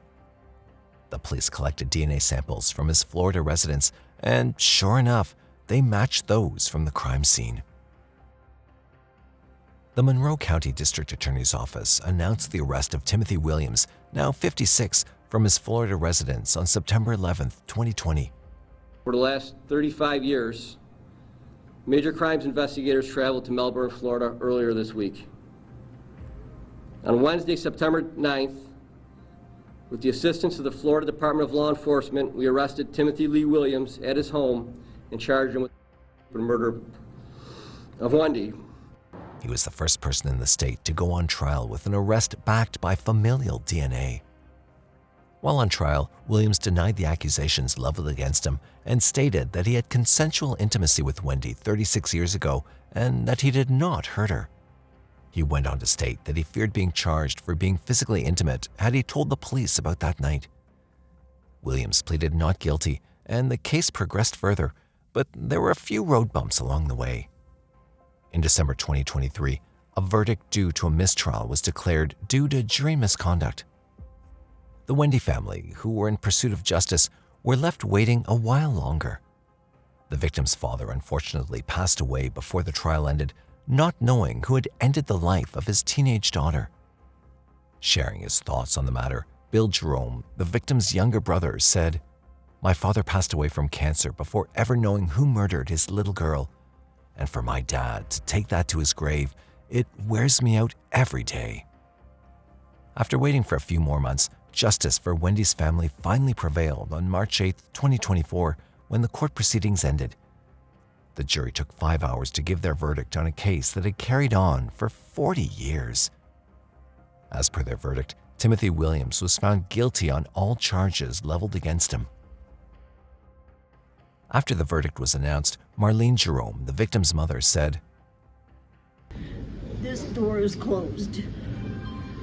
After all these years, this door is closed. Will it ever be over for me? No. But this door is closed. And now we gear up for the next part of this." When asked to comment on the relationship she had with her daughter and the type of person she was, Marlene Jerome went on to say, "Always will be. My heart. I heard that's who Wendy was. She was a friend. She was a daughter, a sister. I wasn't a person that didn't know her, that loved her." On April 17, 2024, the culprit, Timothy Williams, age 60, was sentenced to 25 years to life in prison. A jury found him guilty the month before on 3 counts of second-degree murder. With this sentencing, the case that had gone cold for 4 decades was finally closed as justice for the victim and her family was served. The case of Wendy Jerome is yet another example of how justice prevailed due to technological advancements. Wendy Jerome's story reminds us that, no matter how long it takes, the pursuit of justice never truly ends. On June 12, 1963, 24-year-old Wayne Pratt was found dead at the ENCO service station in Winnebago County, Wisconsin. Police immediately ruled his death as a homicide when they discovered the cause. Though there were several clues pointing to who the killer could be, the police were unable to make a significant discovery until 2011. Even so, a suspect was named 7 years later in 2018, and it took police another 6 years to finally have enough evidence to formally make an arrest charge. In July 2024, more than 6 decades after Wayne Pratt's death, someone was finally charged with his murder. But by then, things had drastically changed. On June 12, 1963, Wayne Pratt had been at home watching TV when a white car pulled up to the service station around 8:40 p.m. Since he and his wife, Mary Pratt, lived about 50 feet away from the gas station, Wayne quickly went to attend to the customer who was parked between the pumps and the station while his wife continued working. Some minutes later, a second car had arrived and parked on the other side of the pumps. The first car, most likely a Chevrolet or Pontiac, had driven off, leaving the second car, a two-toned blue older model Buick. Since Wayne was an operator at the station, Marie wasn't too bothered about his absence until he still hadn't come home nearly 10 minutes later. When she looked out and saw the lights at ENCO hadn't been turned on, she became worried and decided to go and search for him herself. Turning on the light, the first thing she found were traces of blood leading to the station's back room. Fearing the worst, she rushed in only to find a blanket covering something. It had been soaked in blood, and an acidic smell was already emanating from it. Scared, she opened it up only to see the body of her late husband. Upon encountering the scene, Marie had burst into tears and shouted for passers-by to help her, with one of them having called the Winnebago County Police at 9 p.m. By the time the police came, Wayne had already been dead. Upon seeing the body, Wisconsin police had ruled the station as a crime scene and ordered everyone else to leave. On first assessment, they determined he'd been stabbed, but there was no murder weapon nearby. Wayne was lying face down in the back storage room of the station with a stack of used tires fallen at his feet. There were other signs of struggle in the room, including a battery charger which was tipped over the side near where Wayne's body was found. Before proceeding with the investigation, detectives took a closer look into who Wayne really was. Wayne C. Pratt was born on September 1, 1939, in Berlin, Green Lake County, Wisconsin, to parents Mr. and Mrs. Clarence Pratt. Wayne and his siblings, one brother and two sisters, grew up in the quiet town of Green Lake. On May 28, 1960, he got married to 19-year-old Marie Pratt, and they gave birth to a son in 1961, Mark Pratt. The small family of 3 attended the Trinity Lutheran Church, Nina, and lived a simple life.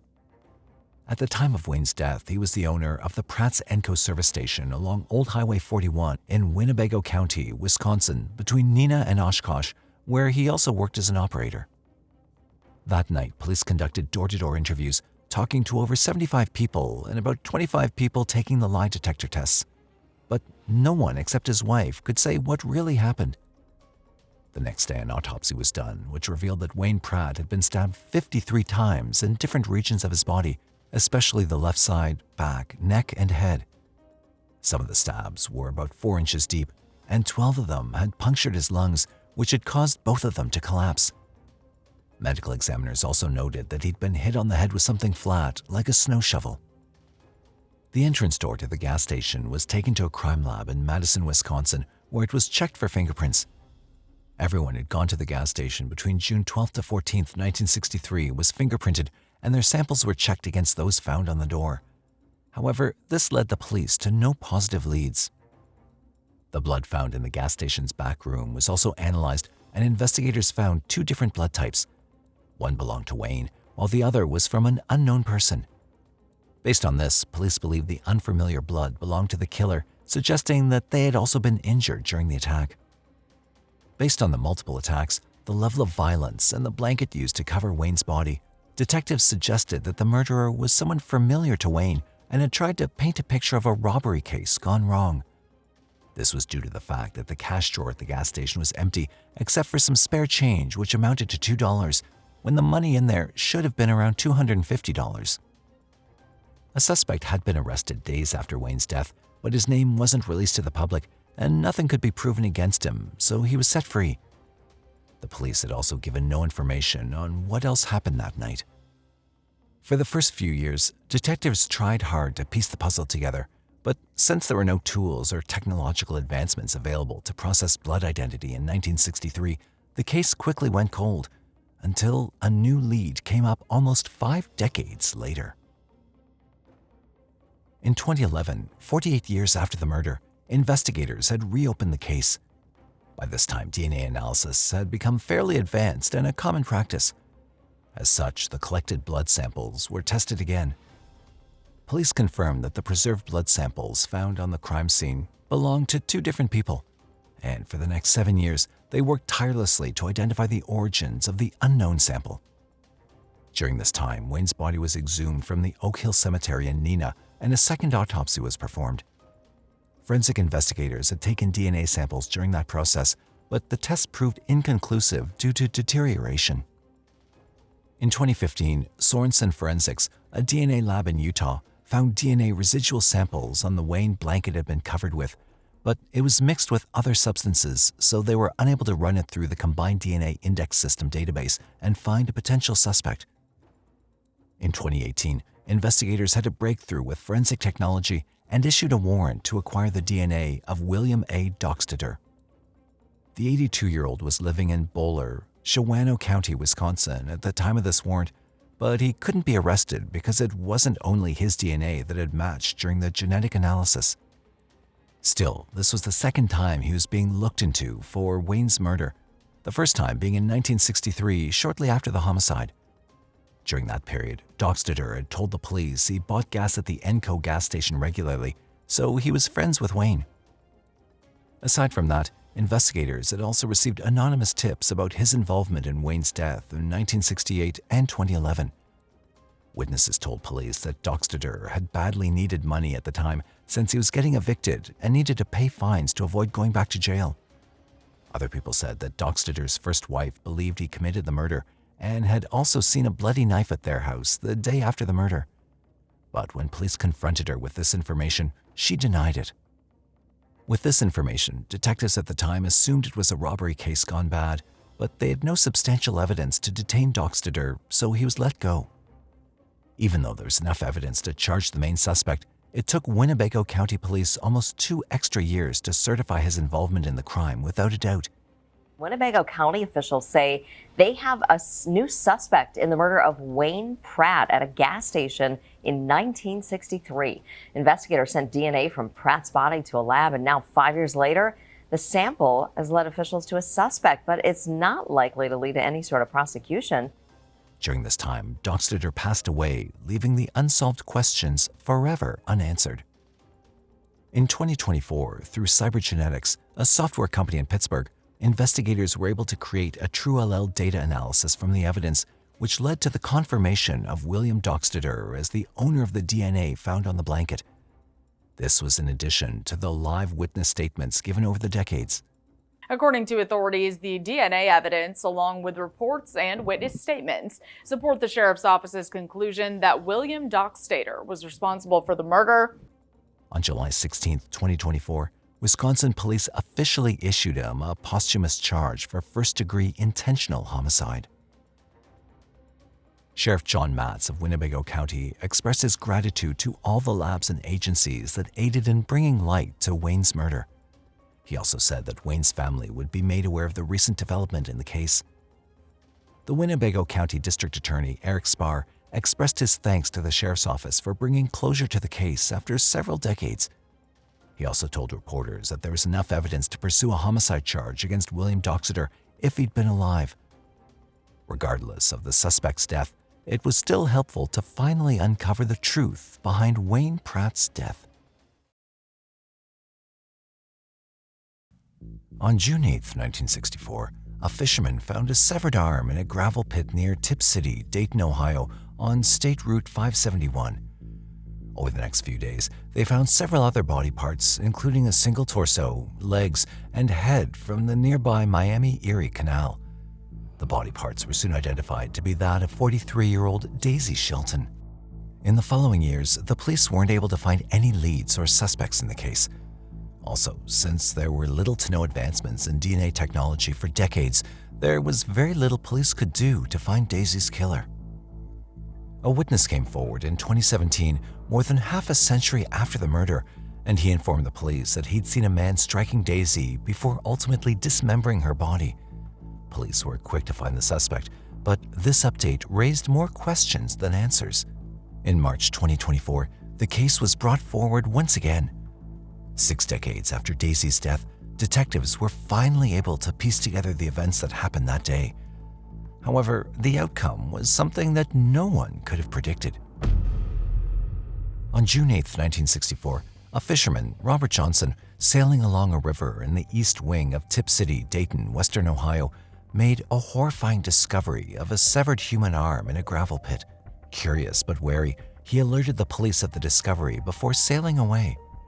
A search was then conducted by Miami County Sheriff Chet Paulus to find the rest of the remains, but it was difficult to drain the 50-foot gravel pit, so by the next day, the police were able to find only the other severed arm. 4 days later, another fisherman found a tied-up bag in the canal near the gravel pit. This time, a torso was found inside. The police were called again, and once again, they conducted a thorough search of the area using boats, pumpers, and an array of experienced divers. Over the next 2 weeks, divers found a human head and a leg all in the same waterway and a kilometer away from where the arm was first found. Based on the facial features, Ohio police identified the body to belong to a 43-year-old woman, Daisy Shelton, who had lived in Dayton. Daisy Evelyn Shelton was born on the 19th of February 1921 in Portsmouth, Scioto County, Ohio. She worked at the Dayton State Hospital, Montgomery County, and usually frequented the Lido Bar on Springfield Street in Dayton. Daisy had 2 children, Rita and Rodney, who were already adults by the time she separated from her husband, Harvey E. Shelton, due to his alcoholism. Rodney had joined the Navy after graduating from Kaiser High School and had not seen his mother for several years before her remains were eventually discovered.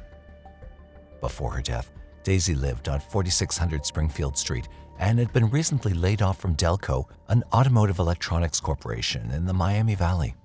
After the police gathered up the identified body parts, they interviewed her family. Rita Kelly, Daisy's daughter, told the Chief Deputy Steve Lord of the Miami County Sheriff's Office that she'd last seen her mother in late August 1963. At the time, she'd been heading out and said she'd be back to her home in the evening. However, Daisy never returned home. The next day, the family filed a missing person report for her, but for almost a year, there was no update on the case. That was until Daisy's dismembered body was found in June 1964. Between the time of her disappearance in January 1965, 6 months after her body was found, police had interviewed around 75 people who knew Daisy or lived near her in Dayton, including her son, Rodney Shelton. Forensic investigators examined Daisy's remains and discovered that there were wire sutures in her torso, which looked like the ones used in internal surgery. It was later revealed that she'd undergone abdominal surgery shortly before going missing. The ligature marks around her neck and torso area suggested she'd been strangled before being cut up.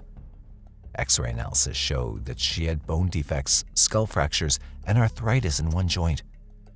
Based on the level of decomposition, her remains had been in the water for around 6 to 9 months before they were found. Over the years, detectives received information that Daisy had probably encountered a group of people who were trafficking teenage girls for escort work after she was laid off from work. One of the last spots Daisy was seen at was Eastwood Park, which was very popular amongst teenagers and young adults at the time of her death. Investigators appealed to anyone with information on what happened to Daisy to come forward. However, no new leads came up. Examiners pulled up the last X-ray records for Daisy Shelton, which were dated May 29, 1963. Based on this, she was 4 feet 11 inches tall, weighed 98 pounds, and had gray hair. In 2017, someone finally came forward with more details about what truly happened to Daisy Shelton. The witness, who wasn't named, was in the hospital when he confessed to a nurse that he'd witnessed a murder in 1964. The nurse then called the police, who sent some officers to interview him. After his discharge, the man came forward to tell the Ohio police how he'd watched a man attack Daisy with a hammer that day in June 1964 at a home in Springfield Street, Dayton. He described how the scene quickly turned violent and the attacker had hit her repeatedly with the hammer until she died. Following this, 2 more men dismembered her body and scattered the remains in various waterways around Tip City. Using an age progression tool, the person identified by the witness was detained and interviewed multiple times by police deputies in 2017. He was found to be living on the same street the witness mentioned and had also been working with Daisy at Delco before her death. Initially, the suspect denied knowing Daisy, but after more interrogation in August 2017, he admitted to knowing her. He also said that a box from his house had been used to carry Daisy's body parts, which was why evidence and his fingerprints could be found on the box. The suspect also admitted that Daisy might have been killed inside his home, causing her DNA to be present in his house. Despite these claims, the suspect, who wasn't named by the police, insisted that he was being framed by the witness. However, he understood why he might appear guilty and could even be charged in court if it came to that. In all of this, he continuously maintained that he hadn't killed Daisy Shelton. Over the next few years, the police tried to ascertain that this suspect was Daisy's killer without a doubt. His lack of a convincing alibi was obvious, and the inconsistencies in his story were damning. They explored possible motives, including a personal vendetta or financial disputes. With advanced forensic technology now available, detectives re-examined the burlap bag that had contained Daisy's torso, the box allegedly used to transport her body parts, and the witness statement. The results found from these analyses, plus the suspect's statement, strengthened the resolve of police that he knew more than he was letting on. However, something happened that changed the course of the entire investigation. In 2017, the witness who had admitted to seeing Daisy's murder was called to the grand jury's office, where he testified against the suspect.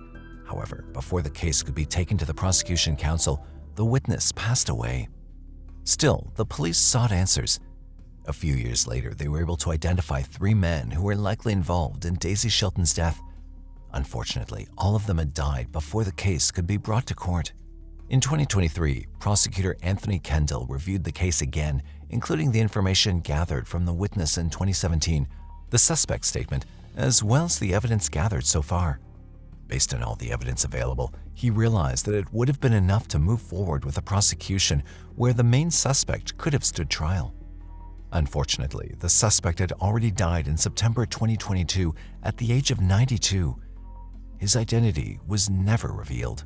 On March 29, 2024, more than 6 decades after Daisy was found dead, her murder was finally marked resolved and then closed, with no one alive to be held responsible for her death. Daisy's granddaughter, Maria Walling, expressed her shock at the vicious crime that had befallen her grandmother at the hands of another human being. She'd never met her grandmother, but she tried to keep Daisy's memory alive through the stories shared by her father and Daisy's son, Rodney Shelton, who died in 2020. "Dad, justice is served," she said. They're gone, and I pray to God no one ever goes through this, and I'm glad you're with your mom. The Miami County Sheriff's Office talked about how relieving it was to be able to provide justice for cold cases that had long been forgotten. Though police were able to confirm who had killed Daisy Shelton, there was still no motive for the murder. It doesn't help matters that everyone who could have known anything was no more. It's even more tragic that it took the police over half a century to finally close the case. On the other hand, it also gives hope to the families of murdered victims or missing persons who have been waiting for justice for a long time. Regardless, Daisy will be remembered for her kind heart and warm smile.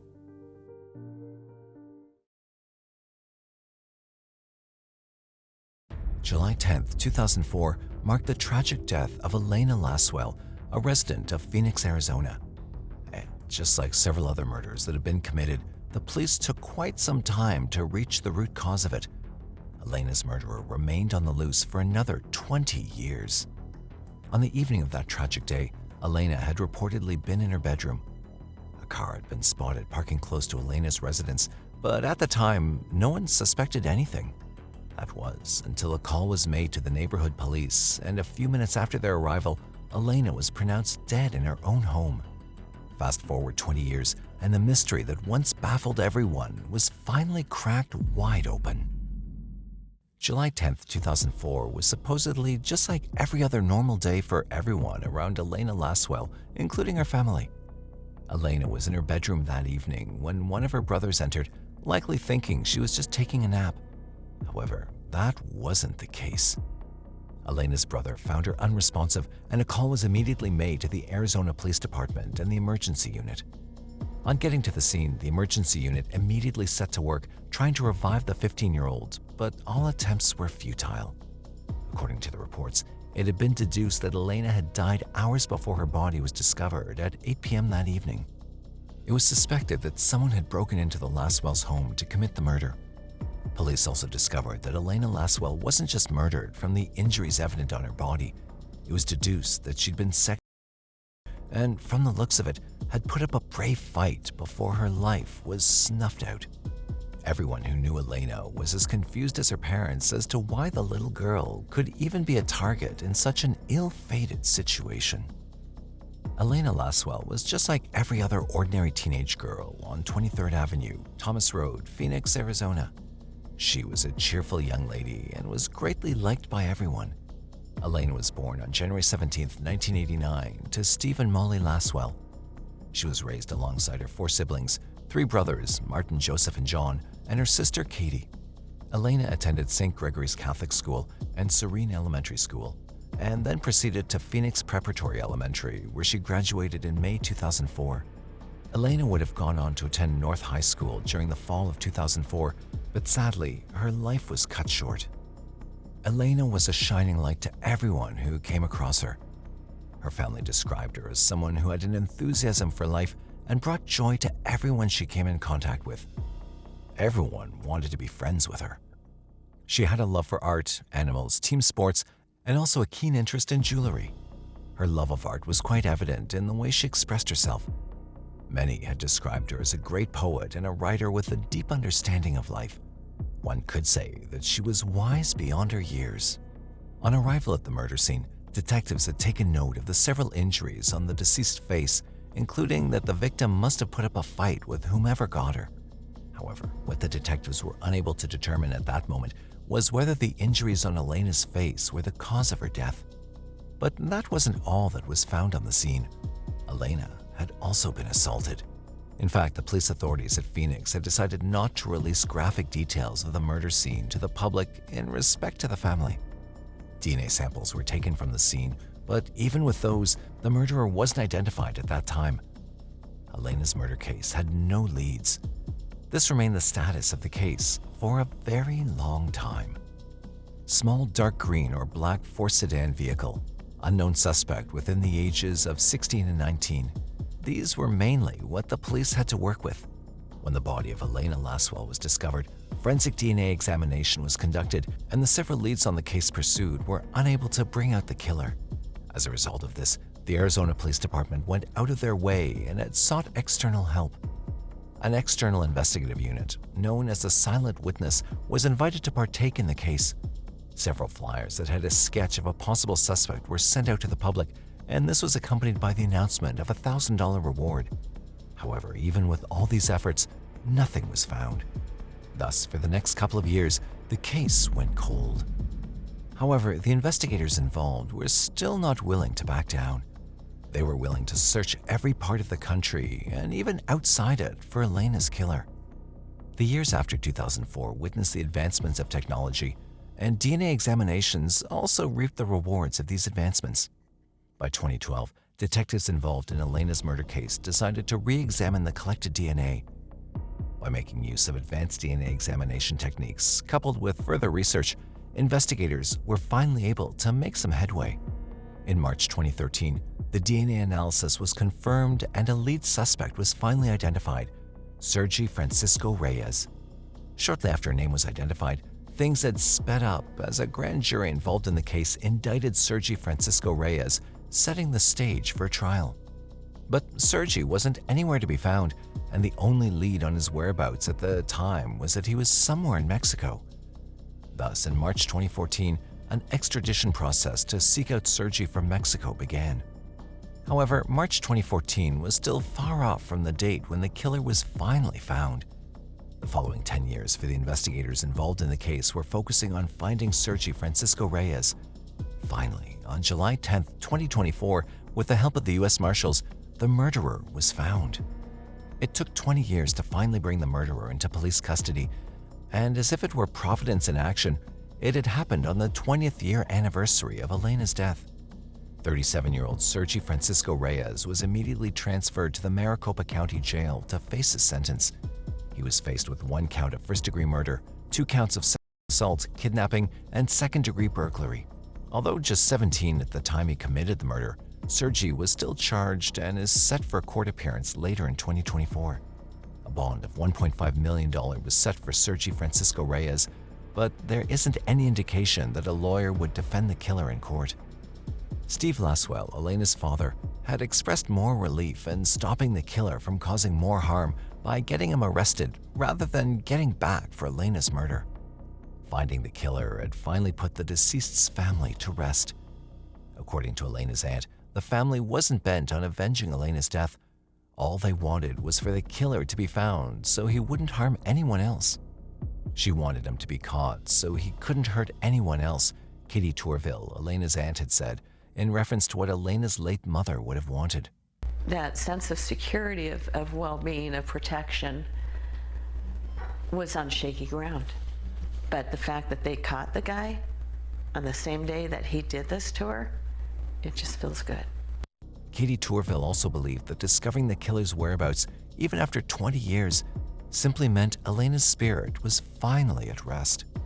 Finding the killer had not only been a relief to family and friends, but also to the investigators involved in the cold case. It took a while, but through perseverance, hard work, and dedication, we were able to get Sergi Reyes back to Phoenix to face charges, Phoenix Police Department Detective Dominic Rostenberg said. It had taken 20 long and hard years, but those years hadn't been a waste. Against all odds, justice managed to prevail, bringing peace to Elena's soul and family.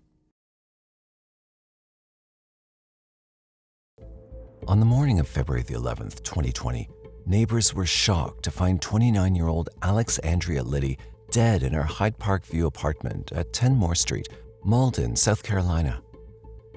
Before the police came in, people from other apartments had gathered and started asking questions of their own. After some investigation, it was discovered that Alex had been missing for 2 days before she was found dead. The condition in which she was discovered was suspicious, making police rule the place as a crime scene.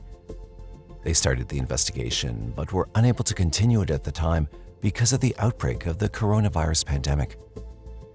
The case soon turned cold due to the lack of suspects and motive. No one knew when and where Alex had gone out or when she came back home before she was found dead. All the while, Alex's family begged for answers. However, in August 2024, more than 3 years after the murder, detectives finally pieced together the story behind Alex Andrea Liddy's death. On February 11, 2020, the Malden Police Department received a phone call from an apartment building at number 10 Moore Street, Malden, South Carolina. The Malden Police Department was called to the Parkview Apartments where they tell us they found 29-year-old Alex Liddy dead in her bathtub. When they arrived at the scene, a small crowd had already formed at the doorway of apartment number 46 because of the amount of water that was coming out of it. After dispersing the crowd, police tried to enter the apartment but found it locked. They quickly broke the door down and went inside, only to find a deceased woman whom they identified as Alexandria Liddy. 29-year-old Alex was found inside her bathtub, partially dressed, covered in vomit, and with bruises all over her body while her shower ran on the other side. The Greenville County Deputy Coroner, Jennifer Kaysen, was called in to investigate, after which Alex's death was ruled as a homicide. Alexandria Liddy was born on July 11, 1990, to her mother Andrea Johnson. After her death, she was cremated by the South Carolina Westville Funeral Home. Malden police made sure to secure Alex's body before moving it out for an autopsy and forensic report. Medical examiners at the Greenfield County Coroner's Office ruled her death as a homicide due to blunt force trauma to the head and mouth, as well as a partial submersion in water. A toxic screening analysis also detected a number of drugs in Alex's system, which may have contributed to her death. Some of the drugs were heroin, methamphetamine, alprazolam, and cocaine, among others, and the volumes of these substances found in her bloodstream were way above the legal limit. Investigators collected a lot of items from the crime scene, including clothing and potential DNA swabs from her vomit and dried blood. An assault kit was also used during the autopsy, but its results weren't released. The main issue with Alex's case was that investigators had no idea where she'd gone between the night of February 9th and the morning of February 11th when she was found dead. According to her family, she was in contact with them on the night of February 9th before she logged out of her social media, and they never heard from her again. Also, the fact that she was half-dressed with only her undergarment and a sock on her left foot made detectives suspicious of foul play. Alex also had recent bruises, lacerations, and abrasions all over her body, like she'd been repeatedly beaten with an object during the assault. In addition, investigators noted that her hair and face were wet when police found her, but there was no water in the bathtub. They drew up ideas on whether she died moments before she was found, or whether her killer might have set it up to seem that way. However, one thing was certain: she died within the last few hours, and someone out there knew what happened. But because of the lack of evidence, nothing substantial was uncovered. The Malden police conducted interviews, and Alex's mother told them that her daughter had struggled with drug addiction, but she'd been sober for over a year. This gave police even more reason to believe that someone else was involved in what happened to Alex. However, there wasn't much that could be done on the murder case, as there were very few leads to work with. The only thing the police knew was that Alex had drugs in her system, and she'd been beaten repeatedly before her death. The Malden police, as well as Alex's family, continuously asked the public to come forward with any information they had on Alex's disappearance or death, but there was no positive response. The outbreak of the coronavirus pandemic by the next month, March 2020, also made it difficult. For the next 3 years, the case went cold, and Alex's killer walked free. During this time, Alex's mother continuously expressed her sadness and regret that her daughter's killer had not yet been found. She engaged in various interviews with reporters and on TV broadcasts, asking for anyone with more information to come forward. In September 2023, Detective Jenna Wilson took over Alex's case, and a few months later, a surprising twist developed. After the new detective took over the case, she went through all the evidence previously gathered, including crime scene photos and body camera footage from February 2020. She also sent the assault kit conducted on Alexandria Liddy for review to the Greenville County Crime Lab, and after a few months, it came back with a match. After more than 4 years, the suspect was finally going to be brought to court. On August 1st, 2024, police arrested 44-year-old Derek M. Williams for the death of Alexandria Liddy. During questioning, Williams initially revealed that he and Alex were close friends, but gave no further information on what happened between them. Detective Jenna explained that while Williams' actions during the incident directly contributed to the 3 causes of Alex's death, there was no evidence to show that it was intentional. In light of this, the Malden Police Department charged him with involuntary manslaughter due to the evidence that was found, which showed that his actions were negligent and fully showed a reckless disregard for the victim's safety. According to police reports, Williams had always been a person of interest in the case during the initial stage of the investigation, but recently, further evidence that put him at the crime scene was found. He was a person of interest, and then further evidence just presented itself where we were able to get probable cause. However, Malden police refused to give any more information on what helped them get Williams into custody.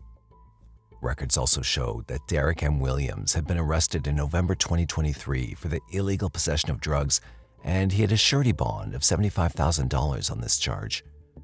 For the involuntary manslaughter charges, an additional cash bond of $175,000 was placed. This was to ensure that achieving bail for him would be difficult. He's currently detained at the Greenville County Detention Center and is awaiting an official court trial. Alex's mother, Andrea Johnson, told reporters about how hard it was to wait for the moment her daughter would get justice. She was the comic of the family, very empathetic. Any underdog, she would sit for hours, just an incredible giving human being. However, she expressed relief that everything had been resolved now. Andrea also talked about the moment they announced Williams as her daughter's killer. Disbelief, just how do you adjust to that, especially something you never thought would come. Detective Jenna talked about how she developed a personal relationship with Alex's mom, which gave her the drive and determination to keep the case moving until she and her team finally solved it. Having a relationship with the victim's mom definitely gave me more drive as well. You know, seeing the struggles that she went through of 4 years with no answers, and you know, at some point in time she felt like there was no hope and there was never going to be any answers, and being close with her and communicating with her definitely left an impact on me. Though justice has been served for Alex's death, her family will forever grieve over her loss, especially as 2 of her sisters died in 2020 as well, mostly due to emotional damage from the heartbreak of losing Alex. This case just goes to show how far the side effects of substance abuse can push a person, as well as the need for people to say something when they see something. Despite the fact that the Malden police have not said much about the case or what led to the suspect's arrest, one can conclude that the toxic effects of these drugs contributed greatly to Alex's demise. Regardless, Alex will always be remembered for her giving heart and compassionate smile. This is Sanford Police Department Chief Cecil Lee Smith addressing the press about the arrest of a cold-blooded killer who went unpunished for 25 years. On July 18, 2024, however, the borrowed time of this murderer's freedom came to an end. The Sanford Police Department in Florida's Seminole County arrested the suspect for the savage killing of Sherry Holtz on December 3, 1999. The discovery of her corpse on the morning of December 4th gave a Sanford citizen a horrifying shock as he found Sherry with her neck almost completely severed and her body lying discarded in the woods near her house. But despite the best efforts of the initial investigation, the case went nowhere. The investigators reopened the cold case in May 2023 to try and get her justice. But little did they know that it would just take the magnification of a small detail to finally solve a case that had dragged on for a quarter of a century. On December 4, 1999, an environmentally conscious citizen was roaming the woods of Sanford and picking up cans in the forest. However, they were stunned to discover a horribly killed woman's corpse. The authorities were informed, and a police team soon arrived at the crime scene. The visual of a partially undressed woman lying on a concrete slab about 20 feet into the wood line made the blood of the investigators run cold. An uncovered body in the unforgiving cold of December, with its head almost chopped off, was a sight that even the most seasoned detectives were not prepared for. Identification was initially difficult, as she lacked any form of ID on her. Further investigation revealed that the 50-year-old woman was a local, Sherry Holtz, who lived nearby along with her boyfriend Gary Durantz and 3 other roommates. Scouring the bloody crime scene, the police found a lock blade knife near Sherry's body. The forensics later confirmed that this was the weapon used to murder her. The autopsy also revealed that she'd also been strangled and suffered severe blunt force trauma along with clear signs of assault. It was unclear who murdered Sherry and how many people were involved in the case. Moreover, it was also puzzling to see her so far out in the woods away from her place. Retracing her steps, the police found that Sherry wasn't alone before she was killed. The investigators discovered that Sherry was last seen at a bar named Uncle Nick's on the night she was killed. According to the people present there, 2 people were seen leaving the bar as soon as Sherry walked out. However, the witnesses couldn't pinpoint when she left, stating that Sherry could have left anywhere between 7:30 p.m. and 11 p.m. that night. The 2 people who left after her were later approached by the police and questioned about Sherry. While their identities were never disclosed, they were seen as persons of interest who could have murdered Sherry during the course of the investigation. The police tried to connect them with the murder weapon found near the dead body. The forensics found 2 different blood samples on the knife. While one of them belonged to Sherry, the other sample couldn't be identified. The amount of residual blood on the murder weapon was too small to be used to determine who it belonged to back in December 1999. The Sanford Police Department chose to store and preserve the sample for future testing. Just when it seemed that the case had hit a dead end, the police found that a 3rd suspect could also have killed Sherry. In fact, this 3rd person was none other than her longtime boyfriend, who had already laid hands on her before. The police traced Sherry's residential address to Crow's Bluff Lane, Sanford, and questioned the people who shared a home with her. Investigators noted that she lived with 4 other people. One of these people was Sherry's boyfriend, Gary Durant's, who stood out the most after the police interviewed everyone. According to his statement, he'd not seen Sherry after December 1st, 1999. However, his roommate said that Gary was not only home at this time, but he had also had a fight with Sherry. The roommate said that the fight was so bad that Gary kicked Sherry out of the house. In their opinion, however, this was a merciful act since he had a bad history of physically abusing his girlfriend as well. This was also confirmed by several police records between 1996 and 1999 that showcased Gary's history of violence towards Sherry. Sherry's roommate said that they saw Gary leaving the house in the late hours of December 3rd. They also noted that he returned between 2:30 a.m. and 7 a.m. on December 4th. While this window matched the time when Sherry was murdered, nothing could be pinned on Gary without concrete evidence.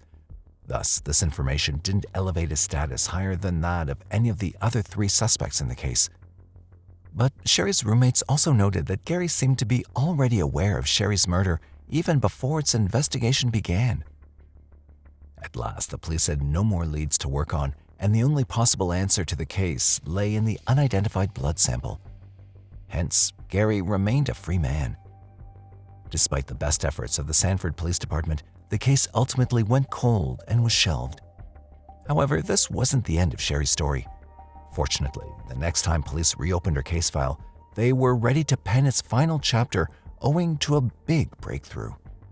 The cold case of Sherry Holtz's homicide was reopened in May 2023, almost 24 years after her vicious murder. This time, however, the police had the necessary forensic equipment to track down her killer. After over a year of hard work, the investigators were finally able to nab the culprit who had coldly knifed and beheaded Sherry to death. It was someone all too familiar to the investigators, Gary Durant. Speaking at a press conference on July 19, 2024, Sanford Police Department spokesperson Bianca Gillett revealed the news of Gary's arrest. Bianca explained the nature of the crime and how terrifyingly Sherry was murdered, along with how and why the police arrested Gary. The cold-blooded killer, who was also 50 years old at the time of Sherry's murder, is now 74 years old. She was found laying on her back on a concrete slab approximately 20 feet into the wood line. Her clothing was pulled off, exposing most of her body. Her throat was cut. That was determined to be the primary cause of death. However, there was evidence of strangulation and blunt force trauma. Both of those were just as significant that could have resulted in her death in isolation as well. A sexual assault kit was performed at the time. It was negative for any DNA evidence found during that processing of that kit. There was also a lock blade knife located near the body. There was human blood present on that knife. It was sent away for testing at the time, and actually in 2000, and the test indicated that there was human blood. However, the samples were so small at the time, they were not sufficient in size for testing. Bianca noted that Gary's arrest immediately ended the suspicion surrounding the other two suspects, since only his DNA was found on the knife, apart from Sherry's. Following this, Gary was arrested from Orange City in Volusia County with the help of the Volusia County Sheriff's Office and two of their narcotics task forces on July 18, 2024. Along with Bianca, Sanford Police Department's Chief Cecil E. Smith also spoke to the media. He said that he hoped that Gary's eventual arrest would help deliver some peace and calm to Sherry's family. Again, we just kind of hope that that this brings some peace to the family, knowing that an individual who was a longtime boyfriend will spend the rest of his natural life in jail and have the opportunity to face justice for the things that he has committed to Sherry. Bianca noted that Gary had acknowledged his involvement in the murder. Interestingly, however, he has been arrested for second-degree murder. The arrest is still fresh, and thus the Sanford Police Department is yet to make a lot of details public.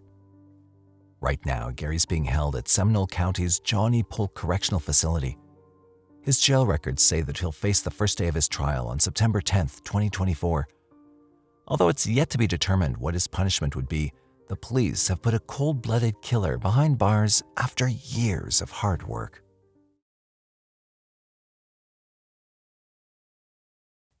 January 13th, 2013 is a day that would forever be etched in the memories of the Georgia police because it was the day they stumbled upon a gruesome scene on the side of Interstate 85 in Union City, just outside Atlanta.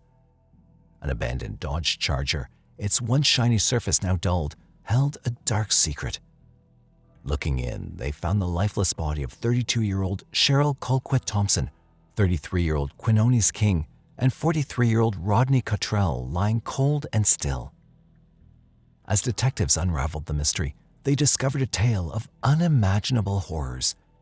The victims had been threatened, tortured, and murdered in a different county before being left to rot more than 20 miles away from home. For more than a decade, the investigation persisted with no resolution in sight until a breakthrough finally emerged in 2024. On that cold, windy day of January 13th, 2013, at around 5:45 a.m., Union City police officers were patrolling the Interstate 85 section in Fulton County, Georgia, when they came across a stationary vehicle at the northbound exit ramp to Flat Shoals Road. Curious, they approached the silver 2010 Dodge Charger that looked abandoned. It looked like it had been there since the night before and had a putrid odor coming out of it. When policemen looked inside, they were shocked at what they discovered. Two people lay dead in the back seat of the vehicle, their bodies covered with a blanket. After bringing them out, police had decided to check the trunk, and they found one more body stuffed there. The bodies were identified to be two males and one female: Quinones King, Rodney Cottrell, and Cheryl Colquitt-Thompson. Cheryl Colquitt-Thompson was born on May 29, 1980, to Charlene and Matthew Lewis. She left behind her husband, Alhanda Willie Thompson, and her son, Keziah Colquitt, along with two stepdaughters, Jana and Takira Thorne. Aside from her family, Cheryl was known to love writing poetry and traveling. She was attending junior college to become a pediatrician and also was fighting with her son's cerebral palsy. Quinones King was born in 1980 to parents Rosetta and Antonio Colquitt. Quinones, along with his brothers Martin King, Malcolm King, Kavius Sims, Alton Edwards, as well as his sisters Charlene Lewis, Natasha King, Pamela Williams, and Carolyn King, all grew up close-knit in the town of Montgomery. At the time of his death, Quinones left behind two sons. Rodney Cottrell was born in 1970, and he was the youngest out of 11 brothers and sisters. The trio all lived in Montgomery before their untimely and tragic deaths. At first glance, it was easy for police to see that these people had been assaulted and tortured. Their bodies were completely bare, and parts of their skin had become purple from bruises and scars. Investigations showed that they'd been lured to a duplex home at gunpoint on Magnolia Drive, Jonesboro, in Clayton County. Evidence from medical examiners, including the victim's blood, showed that the trio were beaten and tortured in that house on the evening of January 12, 2013. From the marks on their bodies and the autopsy conducted, it was determined that Cheryl was killed by ligature strangulation, while Quinones and Rodney were killed by asphyxiation, which is a lack of oxygen in the body. Later on, their bodies were transported in the Dodge Charger and dumped near the interstate, about 15 miles away from the house they were tortured in. During the interviews with family, police discovered that on January 12th, a day before they were found dead, Cheryl had traveled to Atlanta with her uncle Quinones and her friend Rodney. None of them knew why the trio made the trip, but they believed that it was a setup and that they'd been lured there. Lakita Lewis, Cheryl's sister, also told police that the Dodge Charger actually belonged to Cheryl. At first, police had multiple persons of interest in the case who were interviewed, but due to a lack of information and evidence, nothing came up. No substantial DNA was found at the crime scene, and even those found were mixed up. On January 24, 2018, 5 years after the triple murder, the victims' families came out again to ask for help in getting justice for the deaths. A $1,000 reward was promised to anyone who could give out any useful information in catching the killer, but no one came forward. And with that, the case went cold for a second time. For over a decade, the case remained unsolved with no new leads and no information. In 2024, the Clayton County Police Chief, Kevin Roberts, decided to reopen the case. Using forensic genealogy, he was able to analyze the DNA found on the bodies and compare it to a criminal database. Luckily, there was a match, or rather, matches. In May 2024, 4 suspects were found: 49-year-old Kenneth Thompson, 45-year-old Keontae Harris, 51-year-old Kevin Harris, and 31-year-old Daryl Harris. Though their names were similar, police refused to say whether Keontae, Kevin, and Daryl were related to each other by any means. However, they did admit that Kenneth Thompson was also related to Cheryl, as well as the Harris brothers. On May 8, 2024, the Clayton County Sheriff's Office obtained warrants for the 4 men. In less than 2 days, through May 14th to 16th, the elite fugitive unit of Clayton County apprehended all 4 of them across the states of North Carolina, South Carolina, and Alabama. One of them, 45-year-old Keontae Harris, was the assistant principal of Macadori Middle School and special education teacher in Jefferson County, McCalla, Birmingham, Alabama, where he'd been working since January 2023. He was booked into Jefferson County Jail to await trial, and as soon as the arrest was made public, he was placed on administrative leave. A day after, he voluntarily resigned from his position as principal. The other men were placed in custody in Georgia and South Carolina, awaiting their movement to Clayton County for the trial. Keontae Harris made his first appearance in an Alabama courtroom on May 14, 2024, and he seemed emotional as he stood before Judge William Bell Jr. to sign his extradition papers in order to release him to the Georgia police authorities. His mother and other family members were also present at the hearing. The 4 men were charged to court for 3 counts each of malice murder, amongst other charges, making their case to have a total of 12 counts. A court date was set for May 28, 2024. But as of July of 2024, no new news has come out for the case, and police have remained tight-lipped about the progress of the case, including the motive for the murders or giving the evidence that led to the arrests. After the arrest, the family of the trio murder victims came together in remembrance.